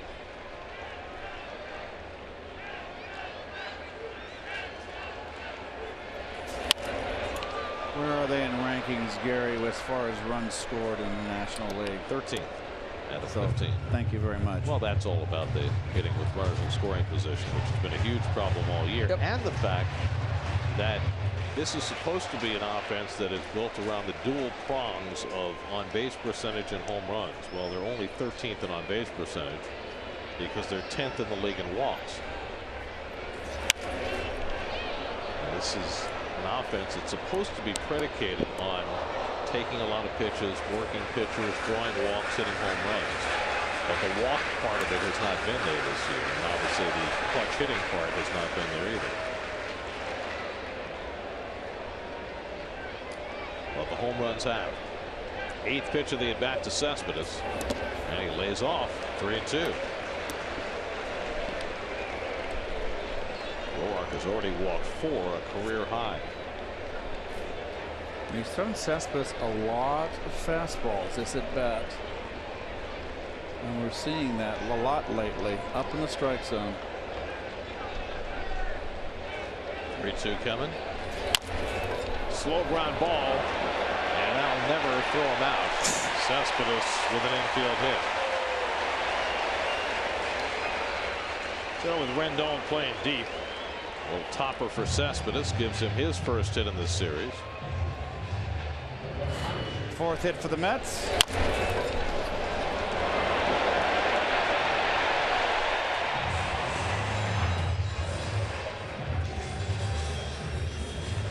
So now Granderson, who came up with the bases loaded and 2 out of the 3rd, got a first pitch curveball, hit it through the shift into right center and drove in 2 runs. His 39th and 40th runs batted into the year. Who knows, maybe that'll help turn the tide for Curtis in those RBI spots.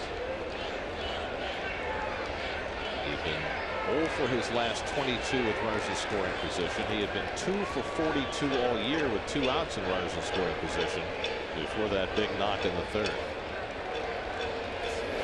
Good change. Sorry, Gary, it was your call. I just reacted. I'd like to share with you, Keith. Sometimes we just have the same thought. It was a good change. I think we said that. He doesn't overuse his change. He spots it. He uses it just enough. Curtis fouls back the fastball, 1-2. Chris Carter has just hit a 2-run homer for the Brewers in Pittsburgh. And that put the Brewers in front of the Pirates 2-1 as they go to the bottom of the 6th. Who wants the 2nd spot? Pirates in danger of their 5th straight loss. They started the night a half game behind the Mets.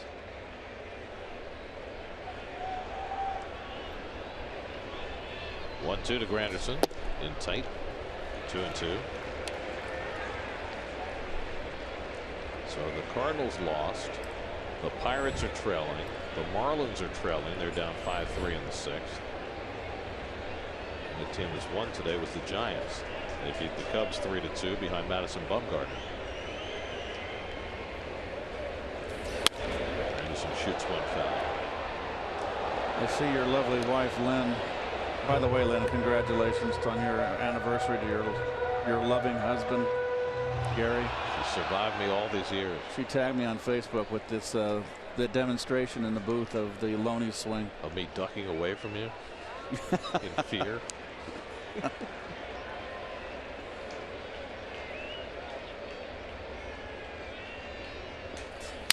Anderson breaks his bat and rolls it foul. He'll come back for some new lumber. Let me just add something more on Roark. I haven't seen him really pitch that much.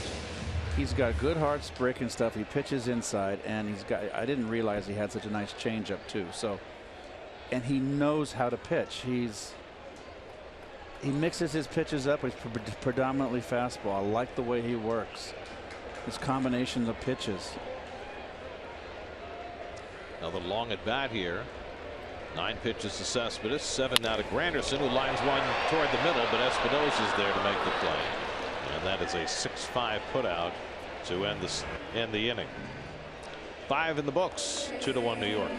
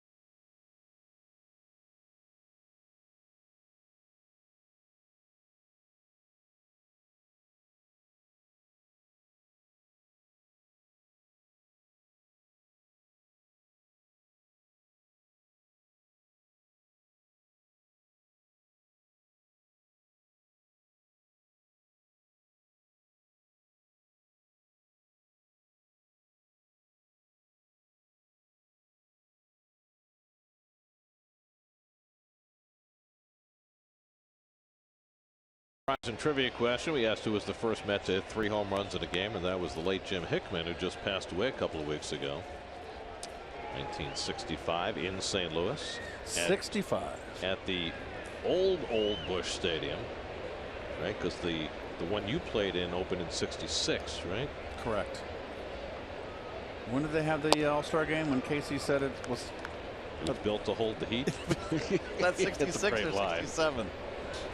6? I don't remember. But it was one of the great lines of all time. It's built to hold the heat.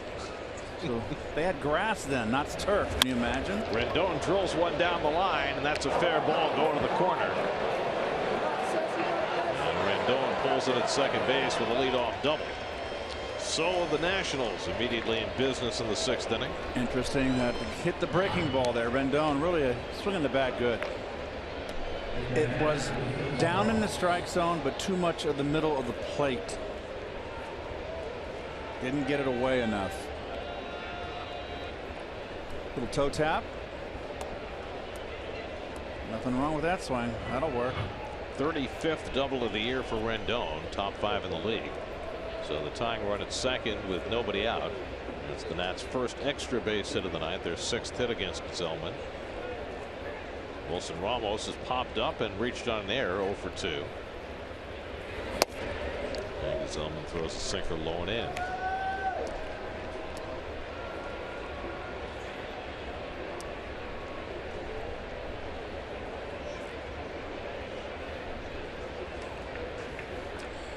Well, we'll see what Ramos does here.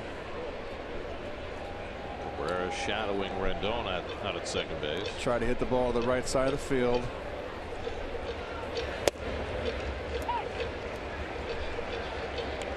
Now the Nationals 4th in the National League in runs, 3rd in home runs, 4th in slugging.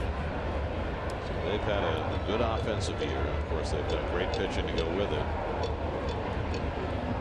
Reason that they're 24 games over 500. Ramos has been a huge part of that, having a career year after hitting .229 last year. And Zellman gets ahead of him with the fastball, 1-2. Interesting. Took 2 strikes. I mean, he took the high slider for a strike, but that's a pitch you figure he tries to drive to right field, right? Yes. And I'm surprised that he's taken the first 2 pitches, but he'll bear down now. Rendon leadoff double. He's at second, playing with Cabrera. And Ramos takes low and in. I like the fact that Zellman pitches inside and stays in. Got that hard sink. It's a hard pitch to get to the right side of the infield. Ryan Zimmerman on deck.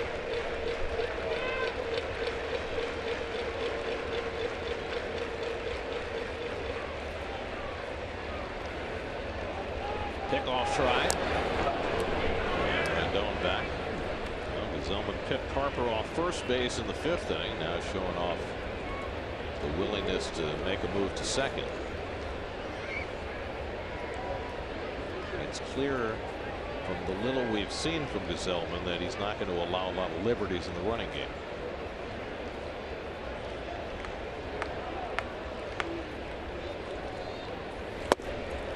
Takes the sinker low and in, 3-2.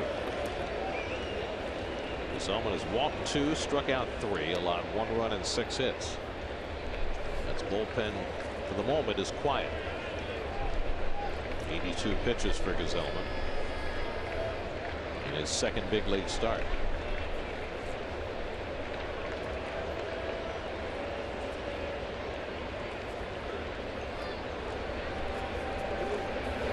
And that one bounces in for ball 4. So now the Nats have the first 2 men on in the 6th.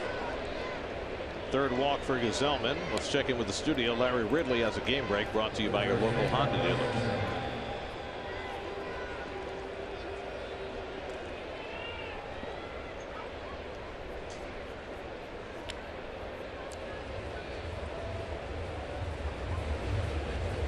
We'll say Fernandez has allowed 7 runs and 12 hits in that game. And you notice that Jose Fernandez was not backing up 3rd in that play, and the runner scored.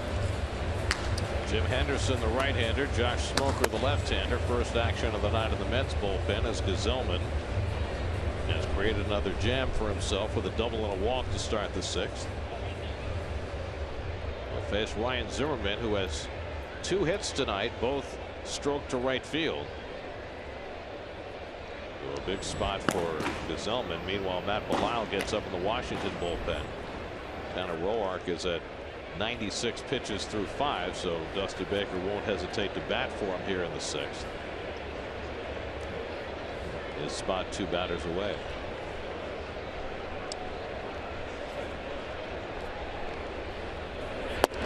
And the slider off the plate to Zimmerman, 1-0. Now 2 base hits to right field for Zimmerman today, and second one really reaching for a ball away. I still say you pitch him away and you let him off with a slider away. So we'll see how he attacks him here.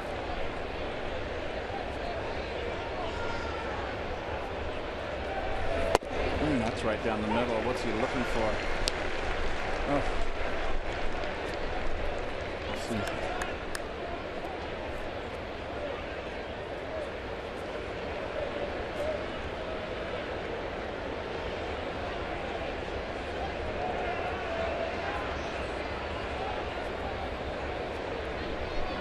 1-1 to Zimmerman.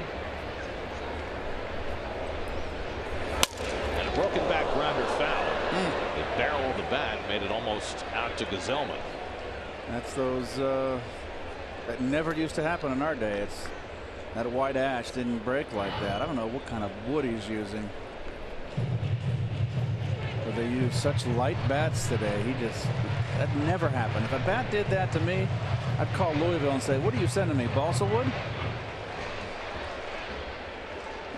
It's merely a souvenir now. So what's very good for making airplane models.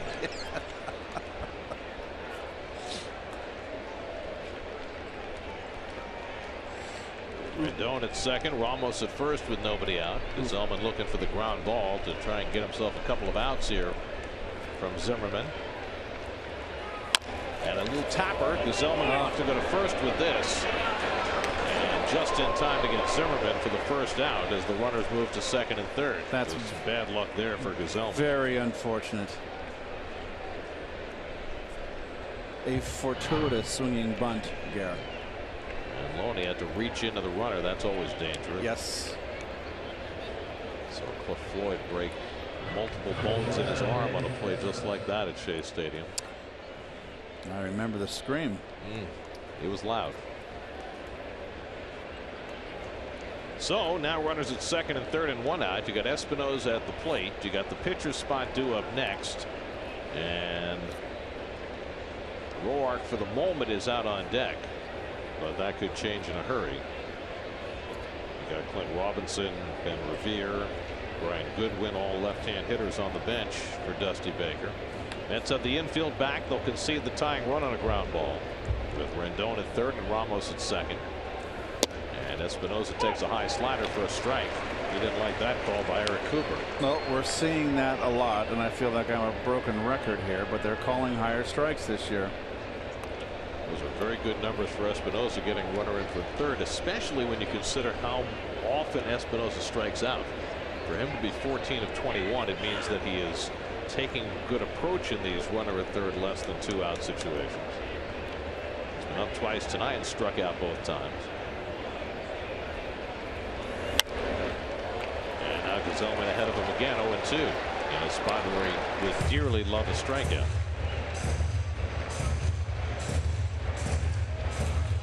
Gesellman's not a big strikeout pitcher, even in the minor leagues. Averaged less than 7 strikeouts per 9 innings. He's only struck out 3 tonight. And sometimes it's not how many you strike out, it's when you strike him out. And this would be the spot for him. Likes to chew on that gum. You chew a lot of gum out there. It's a little bad. Here's the 0-2. Espinosa turns away. 1-2. I like the way he pitches.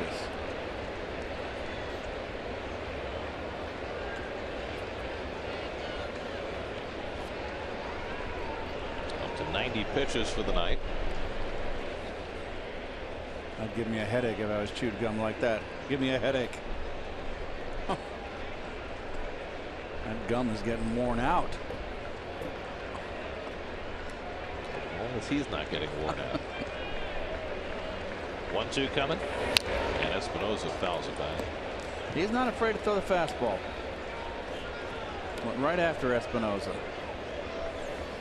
Ben Revere with a batting helmet on. Has been supplanted as the everyday center fielder by Trey Turner. It looks like he's ready to pinch hit.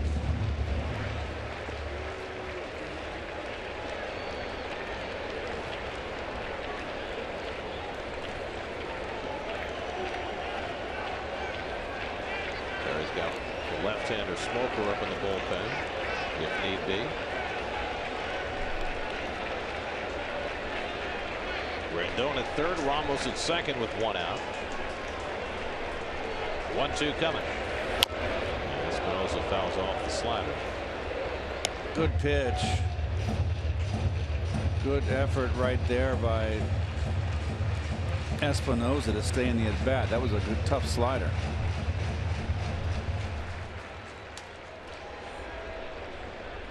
Espinosa with the 2 strikeouts tonight has struck out 137 times this year. Only 3 hitters in the league have struck out more.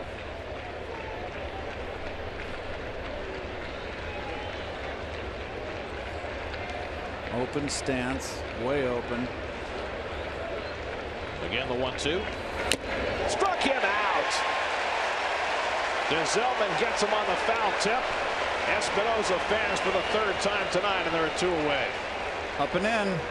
Another fastball, one right after him. And Dusty Baker is going to have Roark stay in, or is he? And now he changes his mind. Put a little something extra on that one, too. Beat him big time.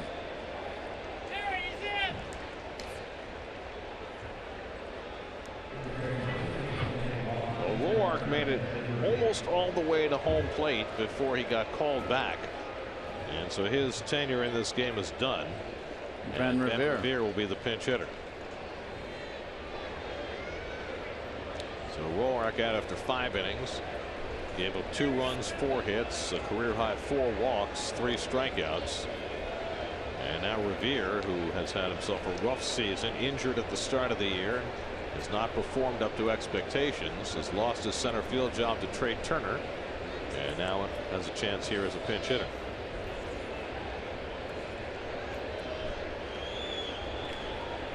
Revere is 1 for 4 as a pinch hitter this year, and you see his career numbers. He's done well in these spots and limited opportunities. So Gsellman's gotten himself 1 huge out. Now he needs 1 more to get through this 6th inning with a lead. And Revere takes a strike. It's got to be hard to be a guy who's played every day your whole career, be a pinch hitter, and face a guy you've never faced before. Actually, as a pinch hitter, when you never face anybody, you just got to pretend like you got an 0-2 count on you, and you just got to go up there and hit up the middle.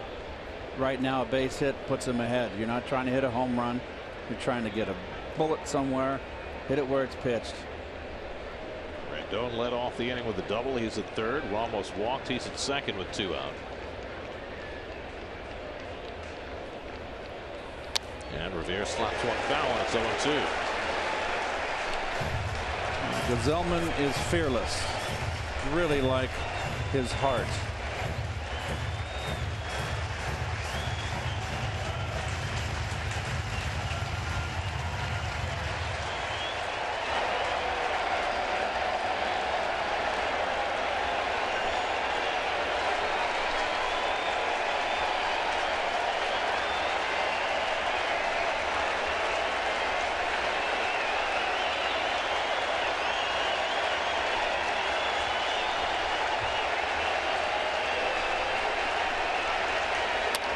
Ground ball to his right is Flores. He's got it.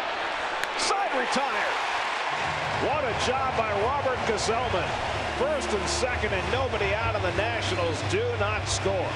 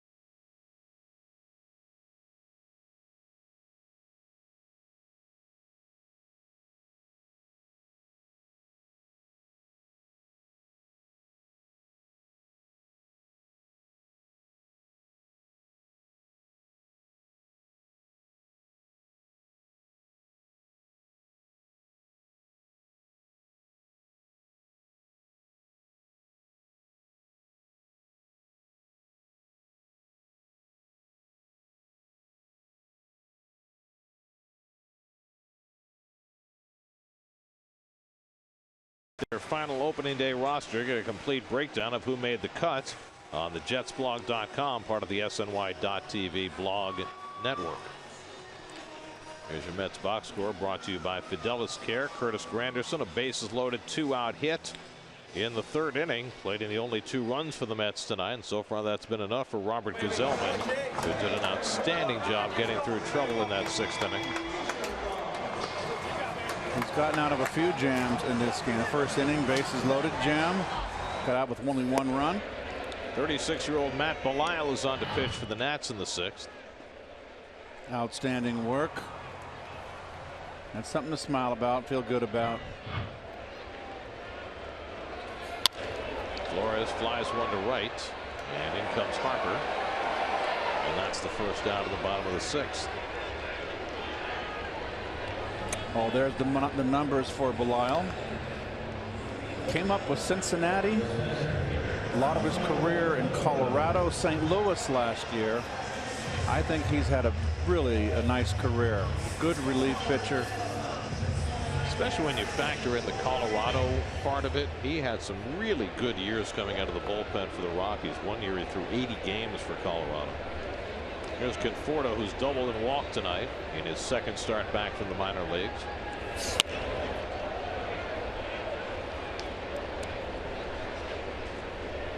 It's Matt Belisle's career. It's probably not indicative of how well he pitched at his best. He had a year in Colorado in 2010 when he pitched in 76 games to a 2.93 ERA, which pitching at Coors Field half the time was almost impossible. 1-1 for Conforto. This year he's done really well with the Nats. 35 appearances, a 1.83 ERA. A lot of sliders. Terrific competitor. Came out of the same part of the world where Kelly Johnson is from, in Austin, Texas. And like Kelly, he was originally drafted by the Braves back in '98.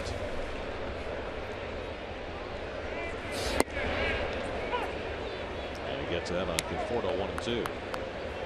Tanner Roark threw 5 innings through 96 pitches, 2 runs, 4 hits, 4 walks, 1 intentional, 3 strikeouts, and leads on the short end of a 2-1 score. Travis d'Arnaud waiting on deck.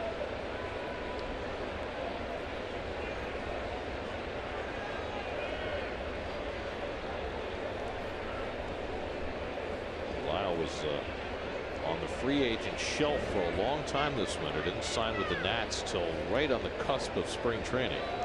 February 17th he finally signed. So he was another of those late pickups, and he has filled a nice niche for the Nats.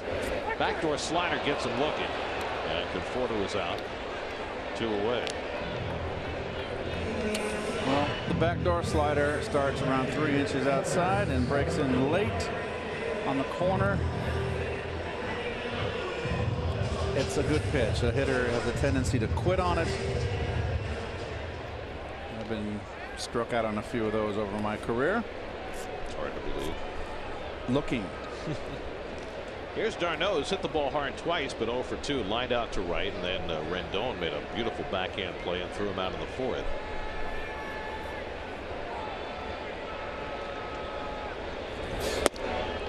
And Travis takes the slider for a strike.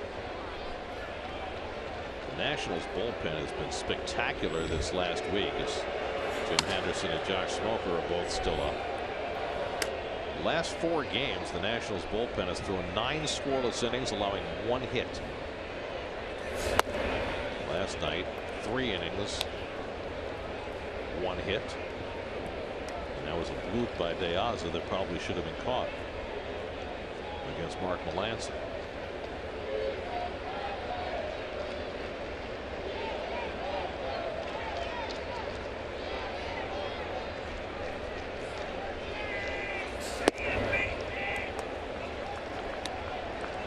City probables for the Sunday night game. Seth Lugo, who has been so effective for the Mets, gets the start against Reynaldo Lopez, who is pressed into service with Max Scherzer being pushed back a day just to give him some added rest.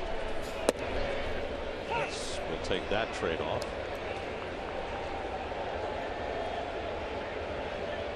It's hope that there's no weather that delays tomorrow night's game, particularly in light of their incredibly quick turnaround with a 1 o'clock game in Cincinnati on Monday afternoon. They need to get there. Win and get there. 2-2 to Travis, and a curveball drilled into left field for a base hit. This curveball Belisle's thrown, and Darno was right on it. Third hard hit ball of the night for Travis, his first hit.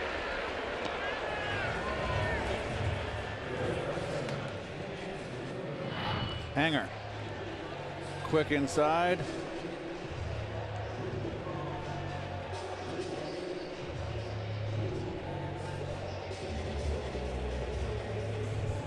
Slider stays in. That's what you call a hanger. No doubt.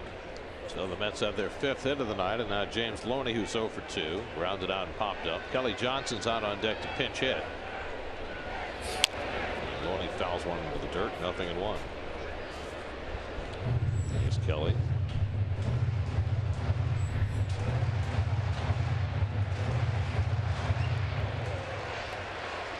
Loney has had good numbers against Belisle.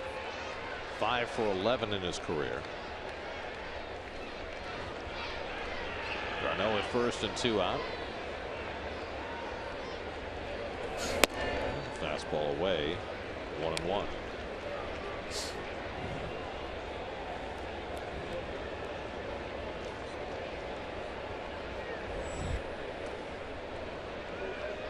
There's Ollie. Got different shoes on. Of course. Grounded down to first, a foul ball. What is that all about that you would have a different shoe on? Come on. Ollie. It's Ollie. That is bizarre. And I do not like that soccer look. I'm sorry. I mean, this is not no criticism of Oliver. I mean, this is what they're doing today in baseball. I'm an old traditionalist. I like the sanitary sock, the white sock with the stirrups. I mean, that looks like a leotard.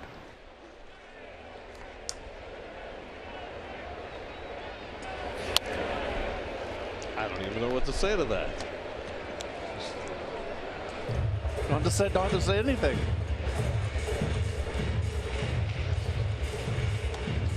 You know, there's probably a generation of baseball fans and kids who played who don't even know what sanitary socks are. Well, I don't even know why they called it a sanitary sock, to be honest with you. Because it was white.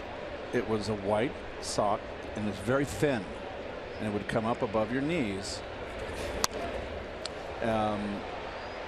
Maybe around 3 or 4 inches above your knees, very thin, and then you'd put your stirruped shoes on, socks on.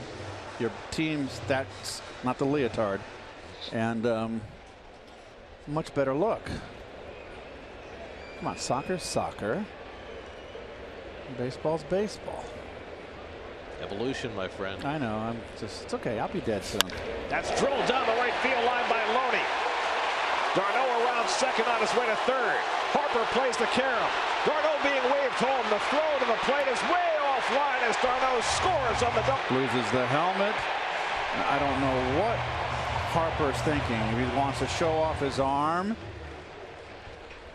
And it's a terrible throw home. That's what the relay men are out there for. If he hits the relay man, they may have a shot to throw out Darno. Well, that's a big hit for Loney, who's had good success against Belisle. Keeps that going. Now Kelly Johnson announces the pinch hitter, and Oliver Perez will come in to face him. Call to the bullpen brought to you by Verizon. Somebody answer that. That's not my phone. 3 minutes in the 6th. We'll be right back.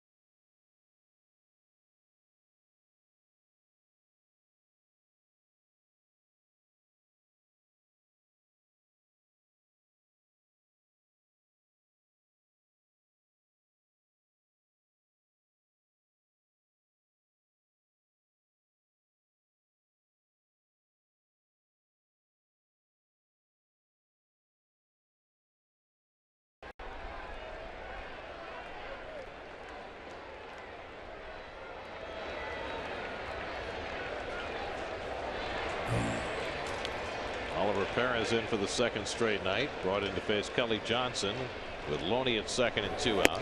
And he comes inside, almost hit him. Did he? Oh, he did. Johnson got nicked by the pitch. And the Mets have 2 men on. First pitch from Oliver Perez, and it grazed Kelly Johnson.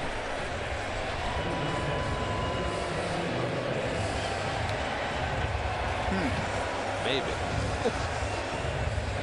Ollie can't believe it. No protest from Dusty Baker, although that is a challengeable call. And Dusty says, wait a minute, I'm going to consult my my video people. He can't take forever. And they are going to challenge the call. So the Nats challenge whether Kelly Johnson was actually hit by the pitch.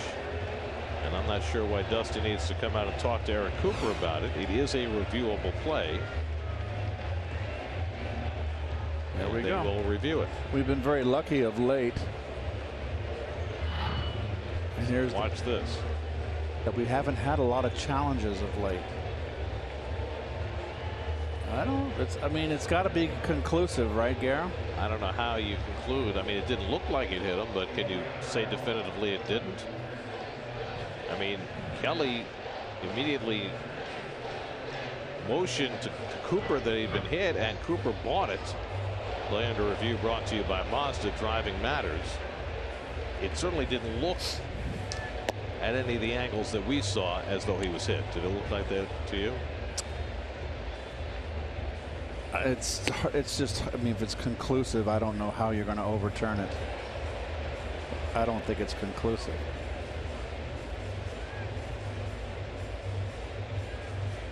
Well,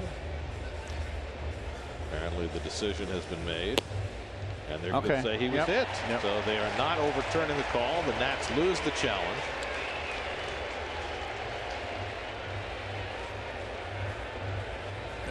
I mean, it could have grazed him, but I guess they can't prove that it didn't.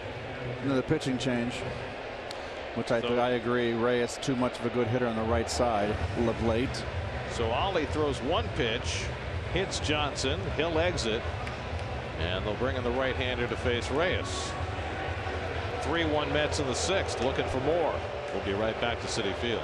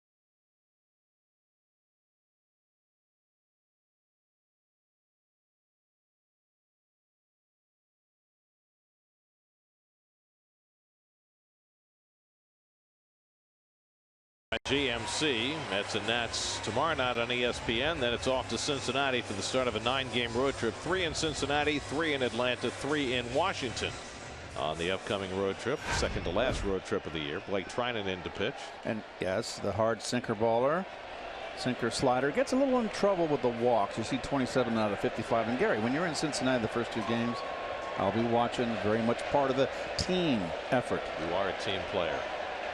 Captain. Here's Reyes with 2 out of 2 on. A run home for the Mets here in the 6th.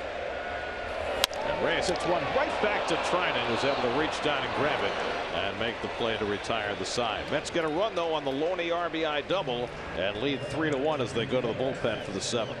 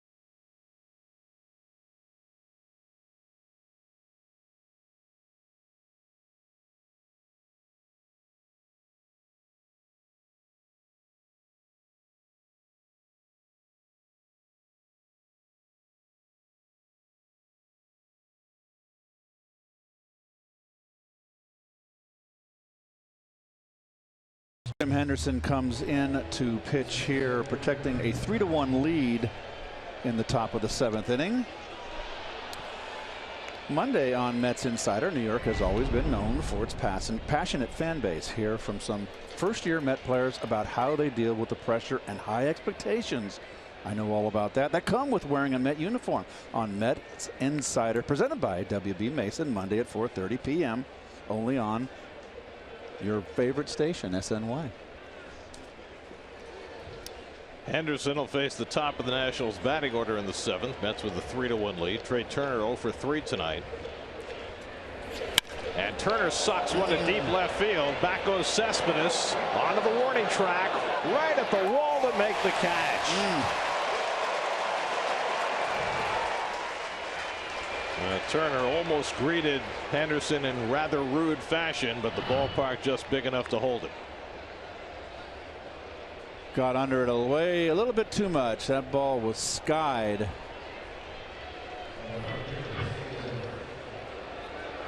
So 1 pitch and 1 long out for Henderson, who has struggled since coming back from a couple of months on the disabled list. Jason Worth, the batter. You have to be incredibly impressed with what we saw tonight from Robert Gazelman in his 2nd big league start. No question. 6 innings, 6 hits, 1 run, 3 walks, 4 strikeouts. But that to me is all great.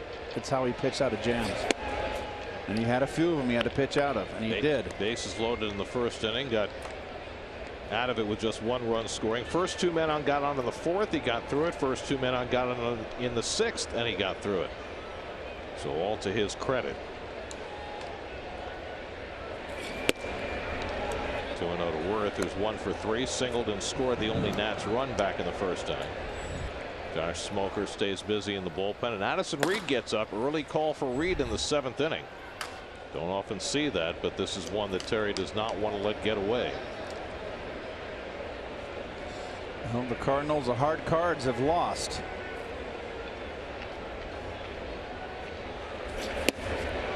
Mets inside 3-0. Well, Josh Smoker, you would have to believe, is about to face his toughest test as a big leaguer so far, with Murphy and Harper the next two hitters, and Smoker undoubtedly is going to be called upon to get them. Smoker has been put in more and more difficult situations, and this is going to be the biggest one yet. There's a strike to Worth, 3-1. First couple of outings, Smoker looked like it was taking a little bit for him to get his feet wet, but he's looked a lot better. Pirates are tied with Milwaukee in the 7th. 2-2. Cardinals have lost.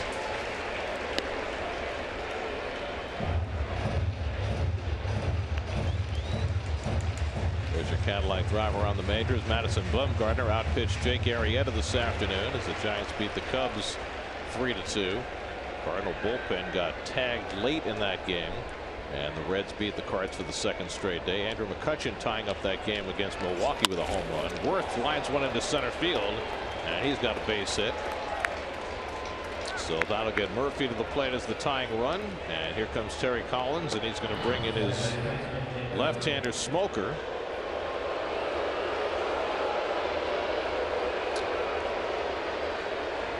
And if the moment wasn't large enough for Josh Smoker, keep in mind that Josh Smoker is a former #1 draft pick of the Washington Nationals, and now will face the Nats for the first time in a huge spot in the 7th to face Murphy. We'll be right back.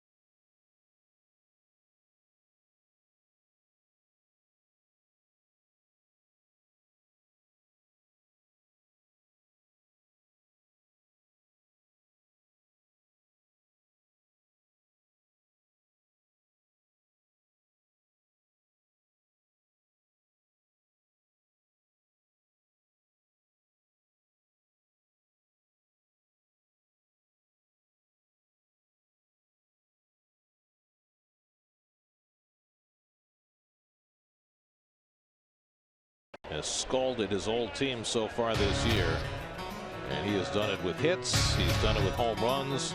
He's driven in 21 runs against his old team. He's been the ultimate relative who comes back for a visit and creates havoc. As you said, Gary, only Roger Maris has driven in more runs against his former team the first year playing against them after they're being traded. Josh Smoker in to face Murph, throws a fastball for a strike. So here's Smoker 9 years after being drafted in the first round by the Nationals, now facing his old team for the first time. Well, his last outing gave up the 3-run home run to Christian Yelich. Hard thrower, hard slider, big spot. Worth at first and 1 out. Murphy 1 for 3 tonight, and he drives one to center field. Coming on quickly, Conforto dives, and he made the catch. Michael Conforto, very little experience playing center field, had to make a do-or-die decision, and he made the right one. Great play, Conforto, 2 out. He has made a couple catches like this, Gary. He's got good instincts out there. Good jump. I thought this had base hit written all over it. Did he get it? He sure did. That's magnificent. Wow. Just to have the courage of your convictions to make that play. If that ball gets by you, a run is in, and Murphy may be at third base. Big catch. So now 2 out. Worth still at first, and here's Harper, who's been on base 3 straight times with 2 walks and a single.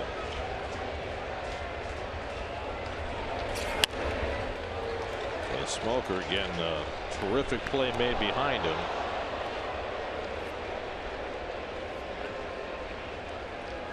And now has to get Harper to make it a satisfying inning. Addison Reed continuing to warm in the Mets bullpen with Rendon next. This is probably Smoker's last batter either way.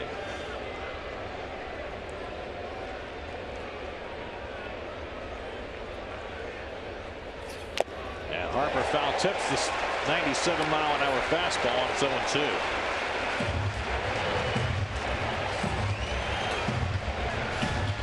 And the ball away. It's a very awkward swing, is it not?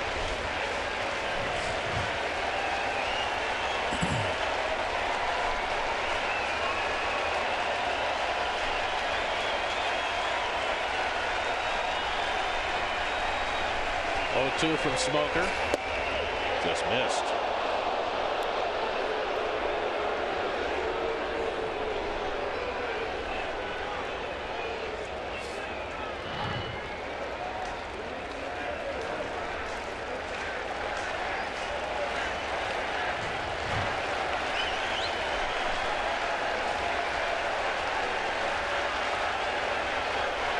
One-two. Struck him out. Josh Smoker fans Bryce Harper, side retired. What a moment from the former Nats #1 draft pick. Strikes out Bryce Harper after Michael Conforto made a brilliant play behind him. A big inning for the Mets to get out of. They lead 3-1 in the 7th.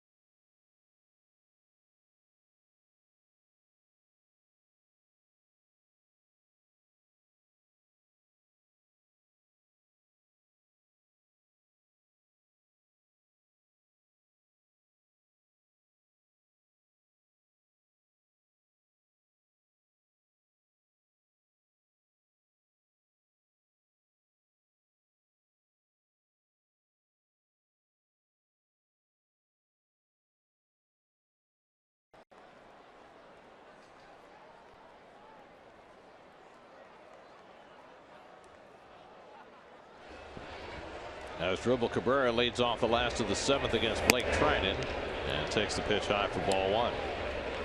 Cabrera doubled and scored a run in the 3rd inning and scored 2 in the 3rd, added a run in the 6th after the Nats took an early 1-0 lead.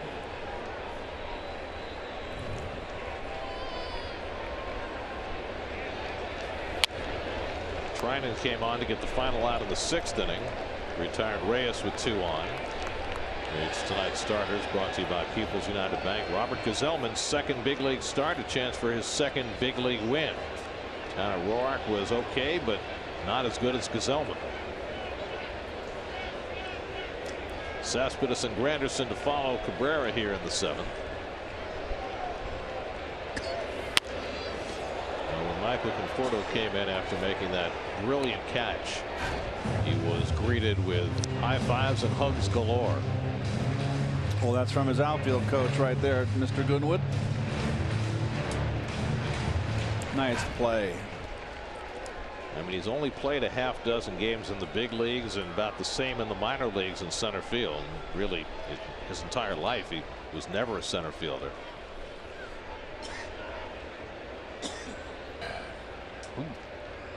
But if you remember the first game he started in center field, the first inning, he had to make a catch going over in right center field, a diving catch. So he obviously has the instincts and the courage to make those plays, and this one came in a huge spot.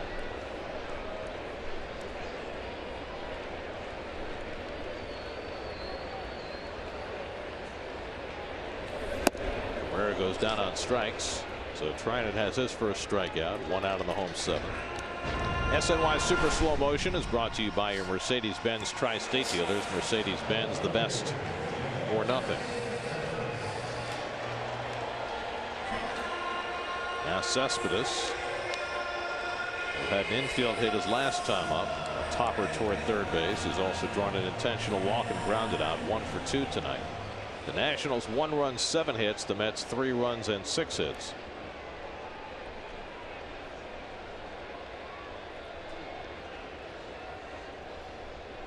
The Nationals bullpen had gone 9 straight innings without allowing a run and only 1 hit over that span, but Matt Belisle got tagged with a run in the 6th inning.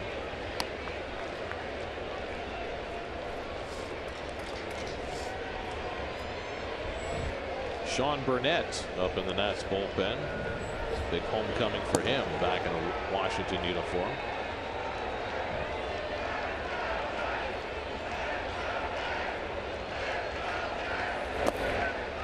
Burnett's been through 4 different organizations this year trying to battle his way back from arm problems. Was he excuse me, Gary. Was he originally with the Pirates? Did he ever pitch for the Pirates? Might have been. I think so.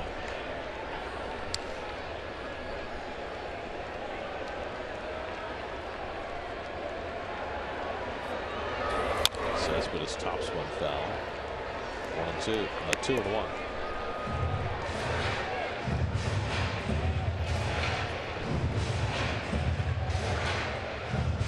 Trying to the 4th Washington pitcher of the night.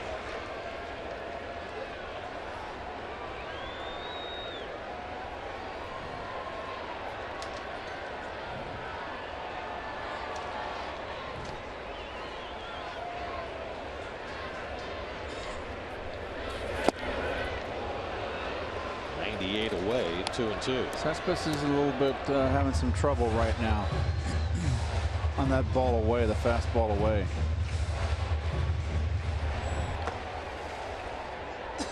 Curtis Granderson, who had a huge hit back in the 3rd inning, waiting on deck. With the lefty Burnett getting ready for him. The Nats have a 13-man bullpen, so Dusty Baker can mix and match all he wants. That's September baseball. Cespedes fouls away another.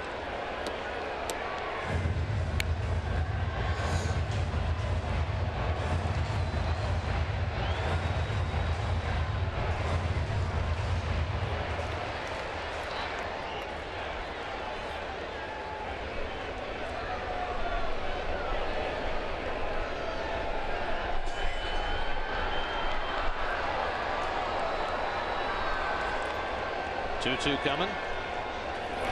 Cespedes lays off the slider, 3-2. 27 home runs, 68 driven in for Cespedes. Started the night 5th in the National League in slugging percentage. Facing hard throwing Blake Trinan.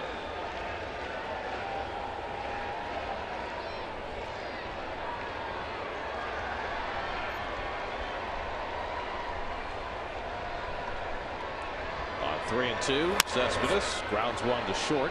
Big hop for Espinosa. 2 out. New York Mets baseball on SNY is brought to you by StubHub. Looking for great seats? Head to StubHub, the official ticket marketplace of the New York Mets. By Bank of America, life's better when we're connected. And by Fidelis Care, quality health coverage. It's their mission. Dusty Baker will make the pitching change. He has the lefty up in the bullpen, and he'll bring in Burnett to face Granderson. Wow. Mets up 3-1 in the 7th. So we'll be right back. Woo.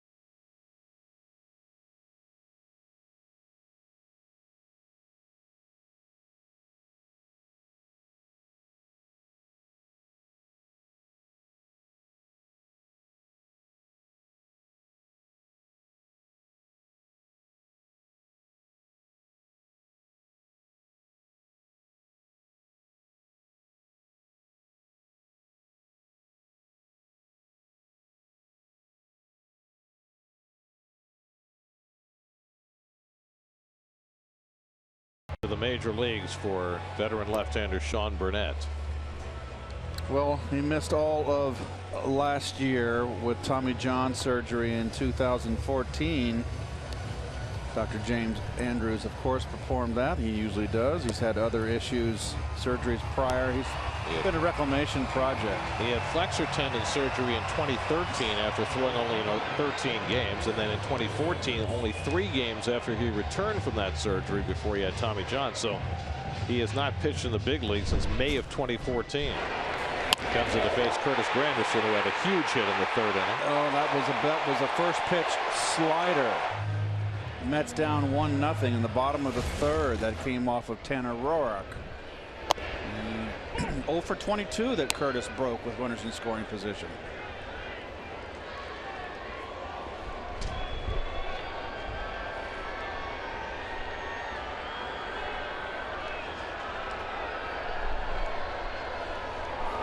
Sean Burnett was a big part of the Nationals bullpen for 3.5 years. Got him in 09 from the Pirates. Last year with Washington in 2012, he was in 70 games, pitched to a 2.38 ERA. Huge piece of that bullpen that they let get away. Signed a free agent contract with the Angels, who got very little out of him. But the Nats missed him badly after he left. Never really were able to fill that. That's right. And he's the kind of guy that throws cross-armed or side crossfires. He steps towards the first base dugout, throws across his body. 1-2 to Granderson, and flown away. This will be a one-hitter affair for Burnett. They've got a right-hander going to the bullpen, ready to face Wilmer Flores if Granderson keeps the inning alive. September baseball, bullpens full of arms, and managers not afraid to use them. Remember in 2008 when the Mets were trying desperately to hang on to a postseason spot, and Jerry Manuel had nobody in his bullpen he could trust, and he'd go batter for batter for batter, one pitcher after another. 6, 7, 8 pitchers in the last couple of innings. Remember it well. I also remember him wearing out a hot hand. Something was hot in that bullpen. He'd ride that horse until it tuckered out. Fernando Nieve. Like the Pony Express had to get a new one. Luis Ayala. Yeah, he had a few of those. 3-2 to Granderson, and he socks one to center, but right at Turner, and that retires the side. So Burnett in his return to big league action gets an out. We go to the 8th with the Mets up 3-1.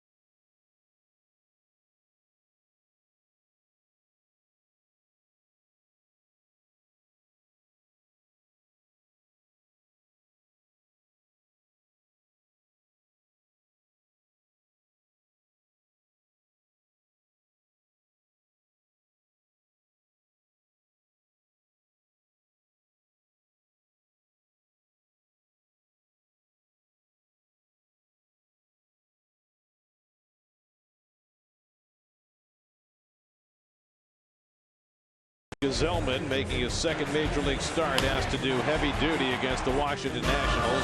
Curtis Granderson came through with a big hit, and Gesellman, fearless, got out of a couple of big-time jams to get through 6 innings with the lead. James Loney broke out of a slump to drive in a run. Michael Conforto helping out with a great catch in center field, and the Mets have a 3-1 lead as we go to the 8th here at Citi Field, trying to get even in this series with the Nats. And Addison Reed, in the spot he has excelled in all year, will pitch the 8th inning for New York. He is the bridge to Familia, and those numbers do not lie. He has been Mr. Consistency all year long. He's had a couple of days off since he last pitched. Wednesday against Miami, worked a 1-2-3 8th inning in that game. He'll face Anthony Rendon, Wilson Ramos, and Ryan Zimmerman in the top of the 8th. Rendon 1 for 2, a double and a sacrifice fly tonight, and he fouls off the first pitch, 0-1. Well, the Brewers have gone back in front of the Pirates. That's good news for the Mets, as is the fact that the Marlins have lost their game 8-3 in Cleveland. So the Cardinals lost, the Marlins lost, the Pirates are trailing. The Mets with a win would be 1 game behind St. Louis for the second wild card spot.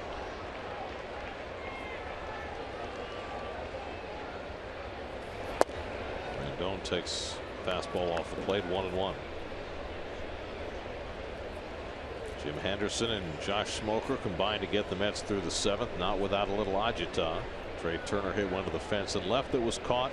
Murphy hit a sinking liner to center that Conforto made a great play on.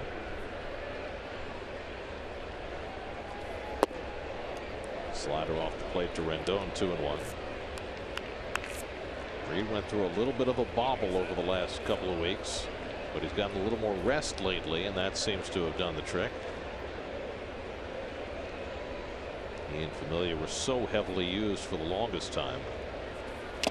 Foul tip, 2-2 to Rendon.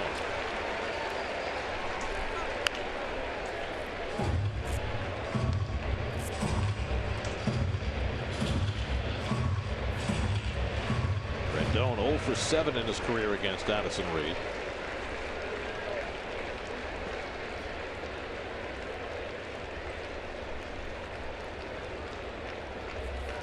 Oh for 8. 1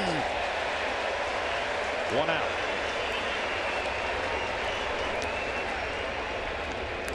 Well, a good 2-strike hitter and not a good hack right there. from Rendon. Little cutter. He chased it. That thing kind of just scooted. Nice pitch. Now Wilson Ramos was 0 for 2 in a walk tonight. Ramos is 0 for 4 against Reed and taking all the way a strike. That's got their run in the first inning. They loaded the bases with 1 out against Gesellman, who gave up a sac fly to Rendon and nothing more. Then found his way through a couple of different jams to get through 6 innings and handed off to the bullpen. And now Reed in front on Ramos, 0-2.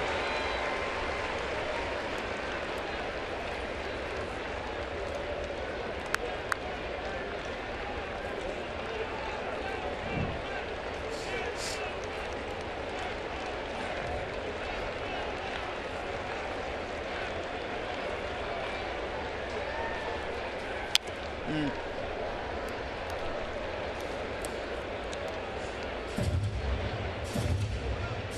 8 o'clock game tomorrow night. Many of your schedules probably still listed as a 1 o'clock game, but it was changed for TV for ESPN. We will not be here. ESPN will have the game for you. We will be in Cincinnati Monday afternoon, 1 o'clock. You will be, and Ronnie will be in Cincinnati tomorrow and Tuesday, and I will join you on Wednesday happily for that 12:30 game. And then it's you and I in Atlanta and Washington all by our lonesome. You and I. It's the way it's supposed to be.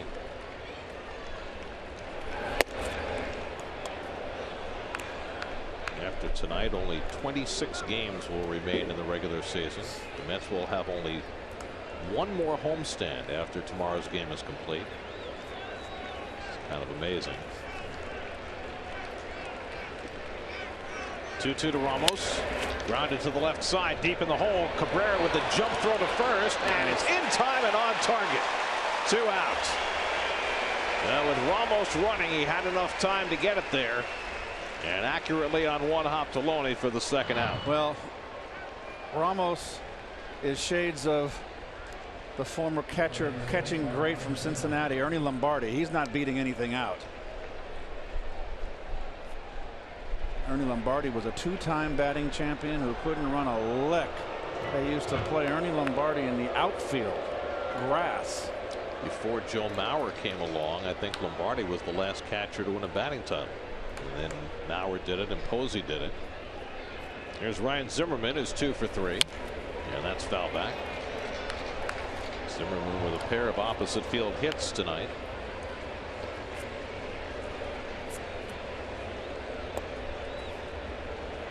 This would be such an enormous game for the Mets to win. Yes. After the Nats beat Syndergaard last night, and with the untested Gesellman going up against Tanner Roark tonight,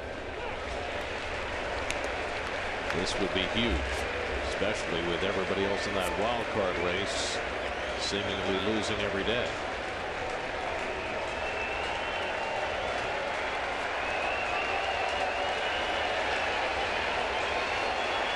Oh, 2 to Zimmerman. Fouled away.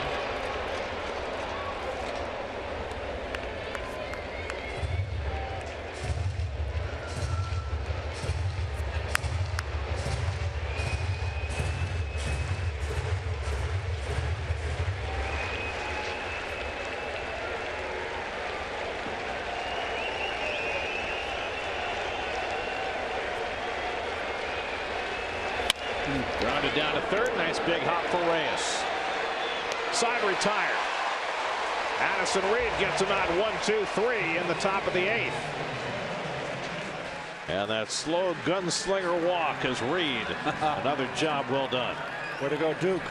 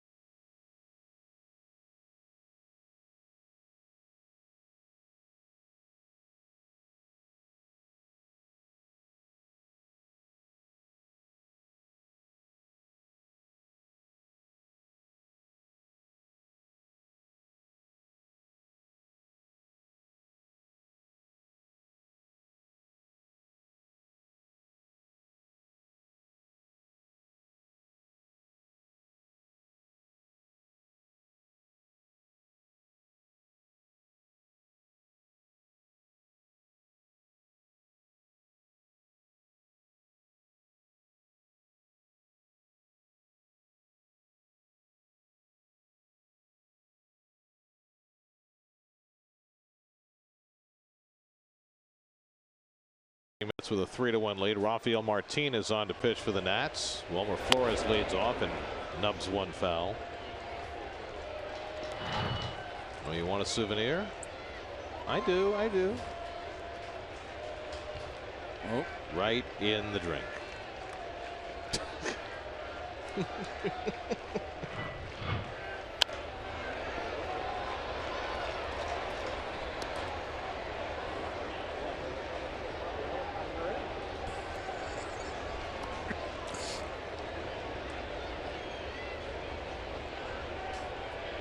Rafael Martin making his second appearance of the season, had some tenure with the Nats as well last year. He's one of the most remarkable players in Major League Baseball.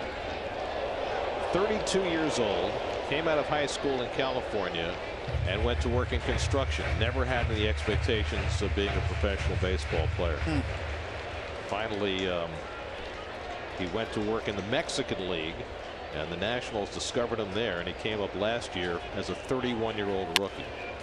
Grounded right at the shortstop, Espinosa, and he throws out Flores one away. 9 years in the minors, Garrett. Came up for 13 appearances last year after 9 years in the minors.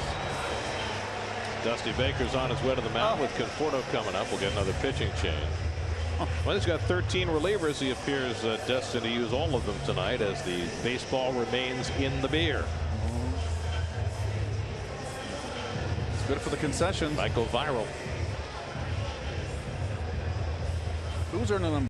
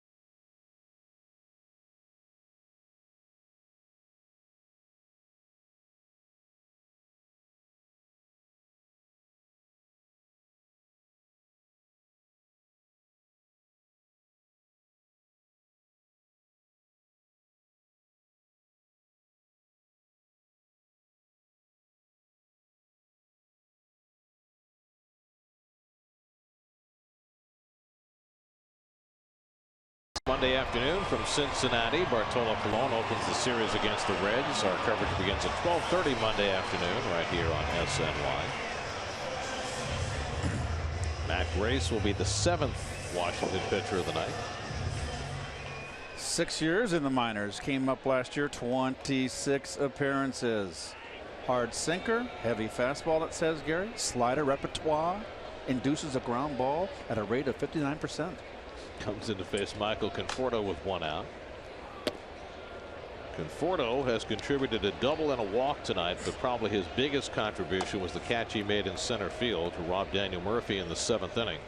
A sinking line drive. He made a do-or-die dive and came up roses. And Grace finds the inside corner 1-1. Conforto's second start since his return from the minors.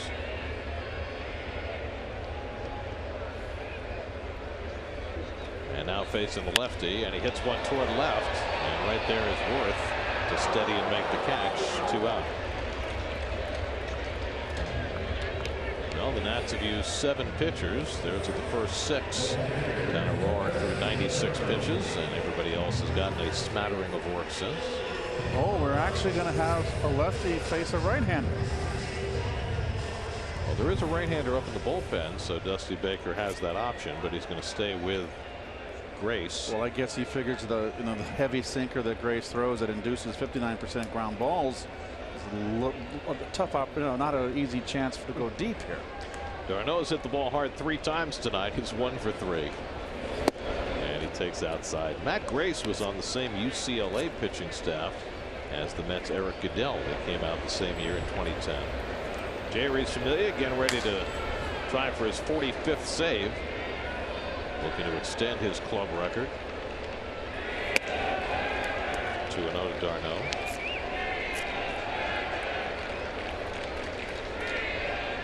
Trying to set a base hit to left field his last time up and scored the 3rd Met run, scoring from first on a double by Loney.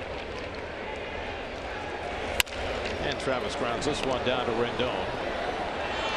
And a stretch by Zimmerman, side retired. We go to the 9th, 3-1 New York.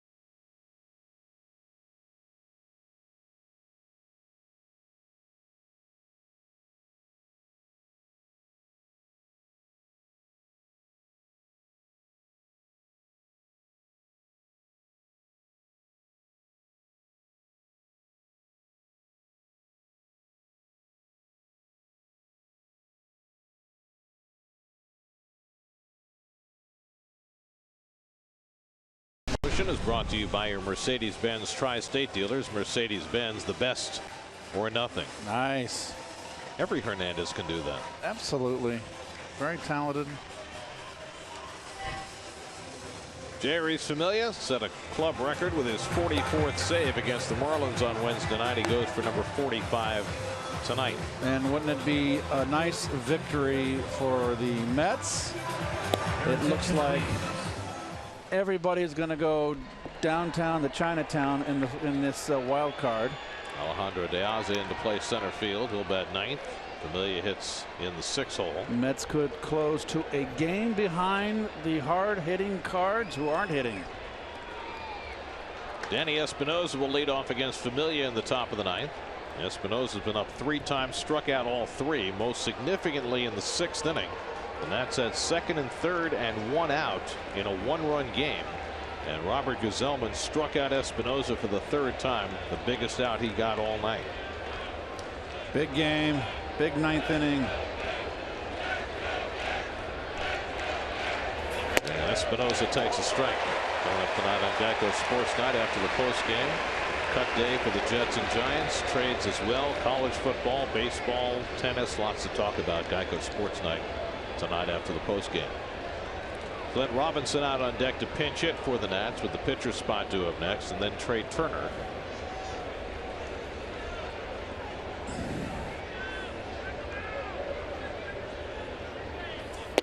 Espinosa takes inside. Ball and a strike.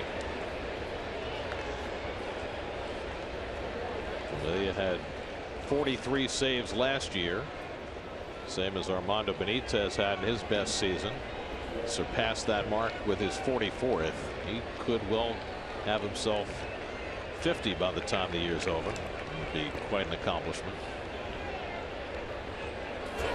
He chases a slider, does Espinosa, 1-2. And he is one strike from the infamous golden sombrero. Glenn Robinson on deck.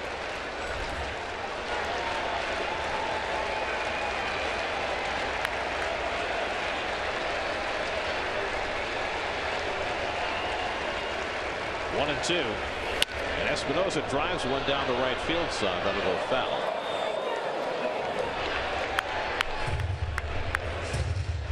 After we're done here, WB Mason post-game live. CJ Papa, Nelson Figueroa, Jim Duquette. We'll have all the highlights, the interviews, the commentary, every little piece of information that you want on WB Mason post-game live right after the game. Familia, the 5th Met pitcher of the night. Henderson, Smoker, Reed combining for 2 scoreless innings. Espinosa chases the slider, and he strikes out for the 4th time tonight. Fit that man for a big hat. And he did not run to first despite the fact the ball was in the dirt. 1 out. And now Clint Robinson will be the pinch hitter. Can't lay off that too hard a slider. 6th career golden sombrero for Espinosa. And now Robinson, who started the game last night at first base and went 0 for 3.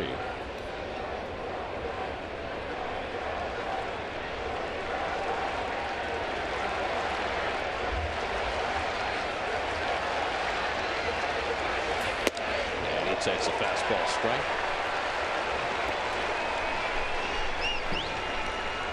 Familia trying to save it for Robert Gazelman, who got a win as a relief pitcher in his major league debut. Now in line for his first win as a starter.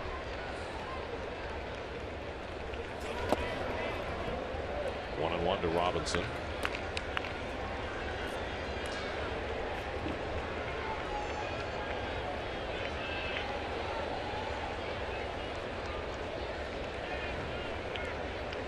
Pitching with a couple of days off since his last outing on Wednesday night.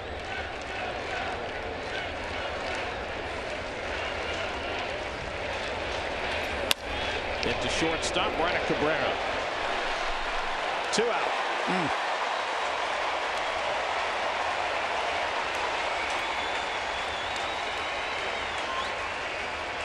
And so the Nationals are down to their final out. Trey Turner coming up. He's gone 0 for 4 tonight. Made a bid against Jim Henderson his last time up, but Cespedes caught one at the left field fence.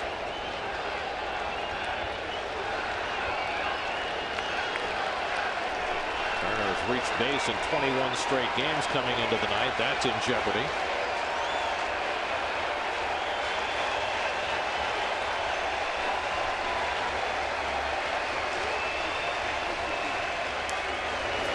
Turner takes a strike.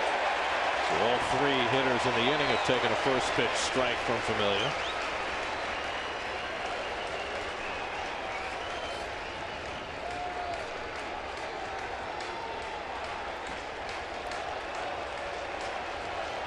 One to Turner, and the slider in for a strike, and it's 0-2, and now the Nats are down to their last strike.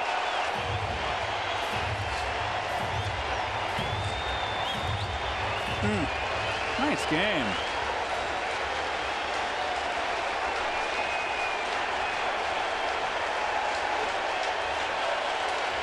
He struck him out, and the ball game is over. Jeurys Familia puts on the finishing touches for his 45th save. Robert Gazelman, 6 terrific innings for his 2nd big league win. A huge hit for Curtis Granderson. A great catch by Michael Conforto. And it all adds up to a 3-1 Met win. And the Mets are now just 1 game off the pace for the second wild card in the National League. Well, it's been a splendid homestand. They have put the Miami Marlins behind them, the Pirates behind them, and now they're one step away from going even with the Cardinals for that second spot. Just a terrific game. Gazelman pitched a wonderful 6 innings, gave up 1 run. The bullpen was solid. Smoker did a terrific job relieving Henderson, who was in a little bit of trouble. Familia is money in the bank. Big win for the Mets.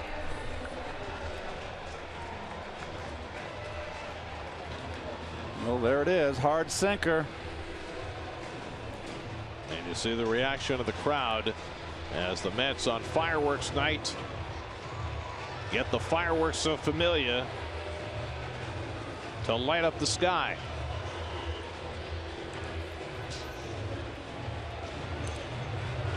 Big win for the Mets tonight, their 70th victory of the season. The game summary presented by Sleepy's.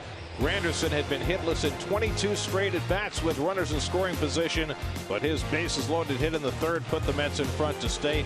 Mets beat Tanner Roark for the second time this season, and the Mets get even in the series with the Nationals and pull within a game of the Cardinals as Robert Gazelman gets the win. For every Mets win, the Mets organization is proud to contribute $2,500 to Northwell Health and the Katz Institute for Women's Health.